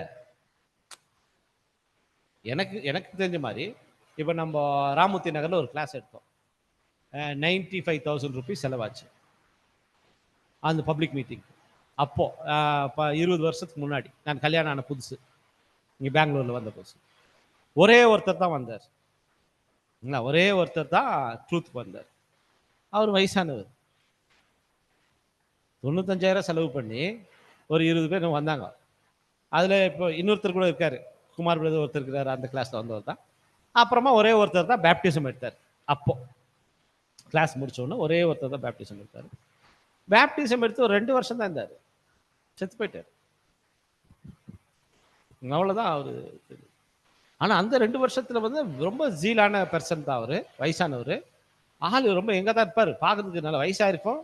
ஆனால் நல்லா எப்போதுமே ஜிப்பெல்லாம் போட்டு ரொம்ப இதாக நல்லா ஆக்டிவாக இருப்பார். நிறைய புக்ஸுங்கெல்லாம் கூட வாங்க. அவங்க ஒரு பொண்ணு ஒன்று இருக்காங்க, இப்போ அங்கிளோட சொந்தக்காரத்தாகும். அவங்க கூட நிறைய இந்த வால்யூமெல்லாம் வாங்கிட்டு அவங்களும் அது நல்ல ஜீலா வந்து அவங்களும் அந்த சத்தியெல்லாம் கேட்டாங்க. அப்போ நீங்கள் பார்த்தீங்கன்னா அவர் 2 வருஷம் தான் இருந்தார், மறிச்சு போயிட்டார். அவருடைய டைம் அவ்வளோதான் இருந்துச்சு. ஆனால் அந்த 2 வருஷ காலத்தில் அவர் பெற்றுக்கொண்ட சத்தியத்திற்கு எவ்வளோ உண்மையாக வாழ்ந்தாருங்கிறத கணக்கு. தேவன் அதுதான் பார்ப்பார். இப்போ நாம் இன்னும் வாழ்ந்துட்டு இருக்கோம். அவர் அப்போ ட்ரூத் கேட்டார், அப்போ போயிட்டார். அந்த மாதிரி சான்சஸ் இருக்கா இல்லைங்களா? அதனால அவர் ஒரு வேளை அந்த கிரவுன் அவர் பெற்றுக்கொண்டு 1.5 வருஷம் தான் வாழ்ந்துக்கிறாருன்னா கூட சான்ஸ் இருக்குது. காலங்கள் அப்படி இருக்கு. அதான் இப்போ நம்மளுக்கு நீங்கள் சொன்ன மாதிரி நிறைய தெரியுது வசனங்கள். ஆனால் அதே நீங்கள் மார்ட்டின் லூதர் பீரியடில், அதுக்கு முன்னே இருந்த காலங்களில் நீங்கள் யோசித்து பாருங்க, சத்தியமே இல்லை, பைபிளே இல்லை. அப்போல்லாம் தேவன் எதை பார்த்து கொடுப்பாரு கிரவுனு? மனசு. ஹோல் ஆட்டா நீங்கள் தேவனுக்கு முழுமையாக உங்களுக்கு கொடுக்கறதுக்குரிய மனசு இருந்துச்சு இல்லையா? அதுதான் பார்க்க. ஆனால் இப்போ நம்மளுடைய காலங்கள் அப்படி இல்லையே. நம்மளுடைய காலங்கள் இப்போ நிறைய விஷயம் இருக்குது, நிறைய நம்ம ஓட வேண்டிய, நீங்கள் சொன்ன மாதிரி நிறைய போகுது, டைம் போகுது. எல்லாருக்குமே அப்படி கிடையாது, அப்படி போகும். இவர் சொன்ன மாதிரி உயிரூட்டம் அடையிறது, குயிக்கனிங், அப்புறம் பிகாட்டன்னு, குயிக்கனிங், பான்னு, அப்படி போகுது இல்லை? அப்புறம் அந்த ஜெனிப்பிக்கப்படுதல், உயிரூட்டம் அடைதல், பிறத்தல், அப்படி 3 வார்த்தைகள் இருக்குது. இந்த உயிரூட்டம் அடைகிறது தான் ஒரு குறிப்பிட்ட காலப்பகுதி. அந்த காலப்பகுதியில் உயிரோடு இருக்கணும். இப்போ ஒரு கரு வளர்ந்துட்டு இருக்குதுன்னா அந்த கரு உயிரோடவே இருந்துச்சுன்னா தான் பிறக்க முடியும் இல்லையா? அது உயிரோடு இருக்கிறதுக்கு ஊட்டச்சத்து ரொம்ப முக்கியமானது இல்லையா? அந்த ஃபீடிங் போயிட்டே இருக்கணும். இல்லைன்னா என்ன ஆகிடும்? போயிடும், செத்து போயிடும். அப்போ பிறக்க முடியாது இல்லை? அந்த உயிரோட்டம் அடைகிறதுக்கு எல்லாருக்கும் ஒரே மாத காலப்பகுதியில் இருக்காது. ஒருத்தர் ஜாஸ்தி, ஒருத்தர் கம்மி, அப்படி இருக்கு. ஆனால் சில நேரங்கள் நமக்கு என்ன ஆகுது? அப்படிதான் ஆகுது. அது எப்படி உடனே போயிட முடியுமா? நம்ம எவ்வளோ கஷ்டப்பட்டு எனக்கு அது கஷ்டமா இருக்குது. இன்னொருத்தருக்கு அது கஷ்டமா இருக்கிறது இல்லை. அவங்களுக்கு அந்த வாழ்க்கை ரொம்ப சந்தோஷமா இருக்குது. சத்தியம் கிடைச்சதுக்கு அப்புறமா தேவனுக்கு முழுமையாக தங்களை அர்ப்பணிச்சுட்டு, நம்முடைய நேரங்கள், பணம் எல்லாத்தையுமே தேவனுக்கு கொடுத்துட்டு அவரையே நினைச்சு வாழ்றது அவங்களுக்கு ரொம்ப இஷ்டமான வாழ்க்கை. அவங்க அப்படி வாழ்ந்துட்டு இருக்காங்க பரிசுத்தவான்கள். ஒரு டைம் அந்த ஸ்டேஜுக்கு போயிட்டாங்கனாக்கா அவங்க அதுலேருந்து வர்றதே இல்லை. அந்த மாதிரி ஒரு வாழ்க்கை அவங்களால வாழ முடியுது. நமக்கு என்ன ஆகுதுன்னா, நம்மளுடைய பலவீனங்கள் வாழ முடியாமல் நம்ம சில நேரங்களில் ரொம்ப கஷ்டப்படுவோம். ஆனால் எல்லாருமே அப்படிதான் இருக்காங்கன்னு கிடையாது, கிடையாது. ஒருத்தர் ஒரு மாதிரி. இப்போ என்னுடைய மைண்டு நீங்கள் பார்த்தீங்கன்னா, எனக்கு வேண்டாம்னா வேண்டாம், என்னால் அப்படி இருக்க முடியும். ஸ்வீட் சாப்பிட்றதில்ல, ஸ்வீட் சாப்பிட்றதில்ல, டீ காஃபி சாப்பிட்றதில்ல, சாப்பிட்றதில்ல, மாம்சம் வேண்டாம்னா வேண்டாம், அது மாதிரி. ஆனால் இன்னொருத்தருக்கு நீங்கள் பார்த்தீங்கன்னா அப்படி இருக்க முடியாது இல்லையா? வேணும், நீ சாப்பிடக்கூடாது, உடம்பு சரியில்லை, எனக்கு வேணும் அப்படின்னு சொல்கிறாங்களா இல்லையா? அவங்களுடைய மைண்ட் அப்படி இருக்குது. பட் இன்னொருத்தருடைய மைண்ட் அப்படி இல்லை. ஒருத்தருக்கு அப்படி இருக்கும், ஒருத்தருக்கு அப்படி இருக்கும். ரொம்ப ஸ்ட்ராங் இருக்காங்க. நீங்கள் அதனால தான் சொல்கிறாருங்க, இன்றைக்கி நீங்கள் பார்த்தீங்கன்னா இஸ்ரேல் ஜனங்களுக்கு இந்த வாய்ப்பெல்லாம் கிடைச்சிச்சு. நம்மலாம் ஒன்றும் இல்லாமல் இருந்தோம். நம்ம எப்படி இந்த வாய்ப்புக்கு வந்துட்டோம்? நம்ம அவ்வளோ ஸ்ட்ராங் பீப்புளாக இருக்கிறோம். நம்ம என்னை முழுமையாக தேவனுக்கு அர்ப்பணிக்கிறதுக்கு நான் ரெடி, வராங்களா இல்லையா? எவ்வளோ ஸ்ட்ராங்கான மனுஷன் இருக்காங்கன்னு கேட்டிங்கன்னா, பாம் பின்னாடி கட்டி கொடுத்துட்டு போயிட்டு வெடிச்சு செத்துருனாக்கா போய் நான் செத்துறேன்ட்டு அந்த ஸ்ட்ராங்காக போகிறாங்களா இல்லையா? ஆமாம், தேசத்துக்காக, ஒரு தீவிரவாத இயக்கத்துக்காக ஜனங்கள் அப்படி இருக்காங்களா இல்லையா? அந்த மாதிரி ஸ்ட்ராங் பீப்புள் இருக்கிறாங்க. சத்தியத்துக்கும் அப்படி இருக்கிறாங்க ஜனங்கள், அசத்தியத்துக்கும் அப்படி இருக்கிறாங்க. ரொம்ப ஸ்ட்ராங்காக அதை பிடிச்சிட்டு உட்காந்து என்ன, அவங்கெல்லாம் தான் லார்ட்ஸ் ஆர்மியாக மாறுறது தேவனுடைய அர்மகதோனில். ரொம்ப ரொம்ப ஸ்ட்ராங்காக இருந்தவங்க அப்படியே இதாக திரும்பிடுவாங்க. அப்படி பார்த்தீங்கன்னா ஒருத்தருக்கு ஒரு மாதிரி இருக்கும். அதாவது எல்லாருக்குமே அப்படி இருக்கிறது இல்லை. ஒருத்தர் நீங்கள் பார்த்தீங்கன்னா அவங்களோட வாழ்க்கையே அப்படி தான் இருக்குது. அவங்க சின்ன சின்ன சின்ன சின்ன மூமெண்ட்டு, சின்ன சின்ன அவங்களுடைய பேச்சு வார்த்தைகள்லாம் பார்த்தீங்கன்னா நமக்கு சில சம்டைம்ஸு இப்படி கூட வாழ்கிறாங்களான்னு ஆகிடும். அப்படிக்கிறாங்க. நீங்கள் சொல்கிற மாதிரி அது கொஞ்ச நாள் போக போக போக நிறைய தெரிஞ்சுக்கிறோம் பார்த்தீங்களா? அப்போ அந்த வார்த்தைகள் ஒரு மேஜிக் மாதிரிங்க சகோதரர்களே. அதான் நம்ம பார்க்குறோம். இந்த வார்த்தைகள் இருக்கு பாருங்க, அது அப்படியே நம்மளுக்குள்ள நிறைய மாற்றங்களை கொண்டு வருது. வார்த்தைகள் இதை நம்ம லைஃப்பில் ஃபீல் பண்ணி நான் உங்கள்கிட்ட சொல்லிட்டு இருக்கேன். சில வார்த்தைகள் நம்ம கேட்டதுக்கு அப்புறமா அந்த வார்த்தைகள் வந்து நம்மளுடைய வாழ்க்கையை சேஞ்ச் பண்ணுது. தேவனுடைய வார்த்தைகள் அதுக்கு அந்த மாதிரி சக்தி இருக்குது. உதாரணத்துக்கு நீங்கள் சொல்ல போனால் ஒரு பாட்டன் ஒரு எக்ஸாம்பிள் கொடுக்குறாரு. ஒரு மனுஷன் வந்து அவர் வந்து நிறைய டொபேக்கோலாம் யூஸ் பண்ணிட்டு இருக்கிறார். டொபேக்கோலாம் வெத்தலை புகை போடுறது, ஸ்மோக் பண்ணுறது, அதெல்லாம். அப்போ அவர் என்ன சொல்கிறாருன்னா, இப்போ பைபிள் படிக்க ஆரம்பித்தாராம். பைபிள் படிக்க ஆரம்பிச்சுட்டு அவர் அப்படியே ஸ்மோக் பண்ணுறதெல்லாம் விட்டுட்டுக்கிறார்.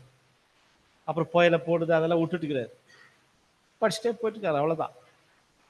அப்போ கொஞ்ச நாள் பொறுத்துட்டு அவர் சொல்கிறார், அவர் விட்னஸ், இந்த பைபிள் படிக்க ஆரம்பித்தேன், அவ்வளோதான். நான் என்னுடைய பழக்கங்கள்லாம் நான் விட்டுட்டேன். ஆனால் அந்த பைபிளில் ஒரு இடத்துல கூட புகை பிடிக்கிறது தப்பு, ஸ்மோக் பண்ணுறது தப்பு, பிடிக்கக்கூடாது, புயலை போடுறது தப்பு அப்படின்னு ஒரு இடத்துல கூட சொல்லல. அங்கே என்ன சொல்லிக்குது அந்த மாதிரி சொல்லல. ஆனால் நானே என்ன ஆகிட்டு இருக்குது, விட்டுட்டுக்கிறேன். பைபிளை படிக்க படிக்க என்ன பண்ணு, சேஞ்ச் பண்ணுது, மனுஷனை சேஞ்ச் பண்ணிடும். நிறைய பேர் இந்த கராத்தே இன்ஸ்டியூட்கெல்லாம் வராங்க பாருங்க. அவங்கெல்லாம் வரும்போதே அப்படி தான் வருவாங்க. நல்லா கராத்தே கற்றுக்கிட்டு, ஆனால் நல்ல ஒரு பஞ்சு வைக்கணும் பக்கத்து வீட்டுக்காரன்னு சொல்லிட்டு தான் வந்து சேர்த்து அடிச்சிட்டாங்க. அந்த ஒரு வெறியில் வருவான். ஆனால் அவன் இங்கே வந்து கொஞ்ச நாள் கற்றுக்கிறதுக்கு அப்புறம் பார்த்தீங்கன்னா அவனை மாதிரி சாப்பிட்டானால் யாருமே இருக்க மாட்டாங்க. அப்படி மாறிடும். அந்த அந்த அந்த அந்த இயக்கம் என்ன பண்ணுதுன்னா அவனை அப்படியே மாற்றிடும். இதெல்லாம் அடுத்தவனை அடிக்கிறதுக்காக கிடையாது. அடுத்தவன் யாராச்சும் அடித்து வந்தாக்கா உன்னை தற்காத்து கொள்வதற்காக தான் இதெல்லாம் பண்ணிட்டு இருக்கோன்ட்டு அவன் மைண்டே சேஞ்ச் ஆகிடுது உலகத்திலேயே. அதான் நீங்கள் பைபிள் நீங்கள் பார்த்தீங்கன்னா கண்டிப்பாக சேஞ்சஸ் வருது. அதுக்கு தான் நிறைய பாடங்கள். அதில் இந்த கேரக்டர் டெவலப்மெண்ட் ஒரு புக் இருக்குது பாருங்கள், அந்த சப்ஜெக்ட் நம்ம பண்ணிட்டு இருக்கோம் இல்லையா, அது உங்களுக்கு ரொம்ப யூஸ்ஃபுல்லாக நிறைய சேஞ்சஸ் உங்களுக்கு கொண்டு வரும். நீங்கள் அதை படிக்க படிக்க படிக்க படிக்க பார்த்தீங்கன்னா கேரக்டர் டெவலப்மெண்ட் ஆகிட்டே இருக்கும். அதாவது கேரக்டர் டெவலப்மெண்ட், உங்களுக்கு அந்த கேரக்டர் டெவலப்மெண்ட் ஆகணும்னா நீங்கள் அதை படிக்கணும். படிப்பு இருக்குது பார்த்தீங்களா, படிக்கிறது நீங்கள் நல்லா மைண்டில் வச்சுக்கோங்க.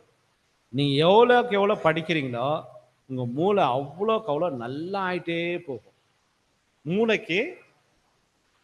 மூளைக்கு வந்து எப்போதுமே படிக்கிறது ரொம்ப வேணுமா இருக்குது. லோடு பண்ணிகிட்டே இருக்கணும் மூளைக்கு. அப்போ உங்கள் மூளை என்னாங்கன்னா நல்ல வளர்ச்சி ஆகிட்டே போகும். உங்களுடைய மூளை வந்து ஒரு பெர்ஃபெக்ஷனுக்குள்ளே போகும். நிறைய நிறைய ஞாபக சக்தி உங்களுக்கு வந்துடும். நம்ம ஏற்கனவே படித்த ஞாபக சக்தி என்பது ஒரு தேவ சாயல். அந்த தேவ சாயலுக்கு நம்ம போயிடுவோம். படித்ததெல்லாம் மைண்டில் நிற்கிறதுனால அதே மாதிரி மாறிட்டு போகும். மைண்டில் எதுவுமே இல்லைன்னா நம்ம மாற முடியாது. நம்ம மைண்டில் என்ன இருக்குதோ அப்படி தான் நம்ம இருப்போம். எதை சிந்திக்கிறாயோ அதுவாக இருப்பான்னு சொல்கிறார். சிந்திக்கிறது எண்ணங்கள் எல்லாமே தேவன் பற்றி இருக்கு. அதனால இந்த கேரக்டர் டெவலப்மெண்ட் தான் நமக்கு ஹெல்ப் பண்ணும். ஆனால் நம்ம இங்கே படிக்கிற இந்த பெரியன் ஸ்டடியில் இருந்தால் நீங்கள் ஒருத்தர் உங்களுடைய கருத்துக்கள் நீங்கள் பரிமாறும் போது அந்த கருத்துக்கள் நம்முடைய மனசில் நிற்கிறது இல்லையா, அது நம்மளுக்குள்ள சில மாற்றங்களை கொண்டு வரும். அது ரொம்ப ஈஸி தான். படிக்க படிக்க படிக்க படிக்க அந்த சேஞ்சஸ் வரும். சார் நம்ம டைம் நிறைய போயிடுச்சு. இன்னைக்கு மழை வேற அடிச்சிட்டு இருக்குது. சரி, நம்ம இன்னைக்கு இதோடு நம்ம முடிக்கல. இன்னும் வரக்கூடிய நாட்கள் இது தொடர்ந்து நம்ம போகலாம். 26 முடிஞ்சிச்சு, 27லேருந்து நம்ம போகிறோம். ஸோ நீங்கள் இது 26க்குரிய கொஸ்டின் நம்ம இன்னைக்கு படித்தோம் இல்லையா, இது நீங்கள் ஒரு ட்ரையல் பண்ணி பாருங்கள். நம்ம ஒரு டெஸ்டமனி மீட்டிங் கூட வைக்கலாம். நீங்கள் இது பண்ணுங்கள். இன்னும் கொஞ்சம் போட்டுரும். இந்த ஒரு தலைப்பு முடிஞ்சிட்டா நம்ம ஒரு டெஸ்டமனி மீட்டிங் வைக்கலாம்.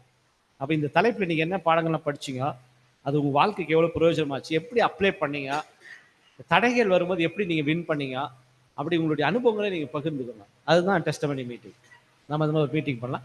நீங்கள் ஒரு ட்ரையல் பாருங்கள், ஒன்னொன்றுமே நீங்கள் பாருங்கள். இப்போ நெக்ஸ்ட் கொஸ்டின் கூட யாருக்கு அலர்ட் பண்ணிக்கிறோம்? சிஸ்டருக்கு. ஆனால் சிஸ்டருடைய கேள்வி நம்ம எல்லாருமே படிக்கலாம். படிச்சுட்டு அப்ளை பண்ணி பார்ப்போம். நம்ம வாழ்க்கையில் எப்படி பலன் வருதுன்னு பார்ப்போம். அந்த அனுபவத்தை பகிர்ந்துக்கிறது தான் பெரியன் ஸ்டடி. அதுதான் நம்மளாம் உட்காந்துக்கிறது. அதான் பெரியன் சர்க்கிள்னு சொல்கிறாங்க. ரவுண்டாக உட்காந்துட்டு ஒருத்தருடைய அனுபவத்தையும் அதில் பிரதர் சொல்லும்போது என்ன சொல்கிறாங்கன்னா, அந்த பகுதியில் நீங்கள் படிச்சுன்னா எல்லாருமே கேளுங்க, ஒருத்தரையும் விடாதீங்க. டைம் ஆகுது அப்படின்னு நீங்கள் பார்க்க வேண்டாம், கேளுங்க. இங்கே நிறுத்திட்டீங்கன்னா அடுத்த நாள் வந்துட்டு இங்கேருந்து திருப்பி கண்டினியூ பண்ணிக்கிறது. உங்களுடைய அனுபவங்களை நீங்கள் பகிர்ந்துக்கோங்க. அது எல்லாருக்குமே பிரயோஜனமாகும்னு சொல்லுங்கள். ஸோ அது தேவன் தம் இந்த வார்த்தையில் ஆசீர்வதிப்பாராக. நம்ம ஜெபம் செய்து முடிக்கலாம்.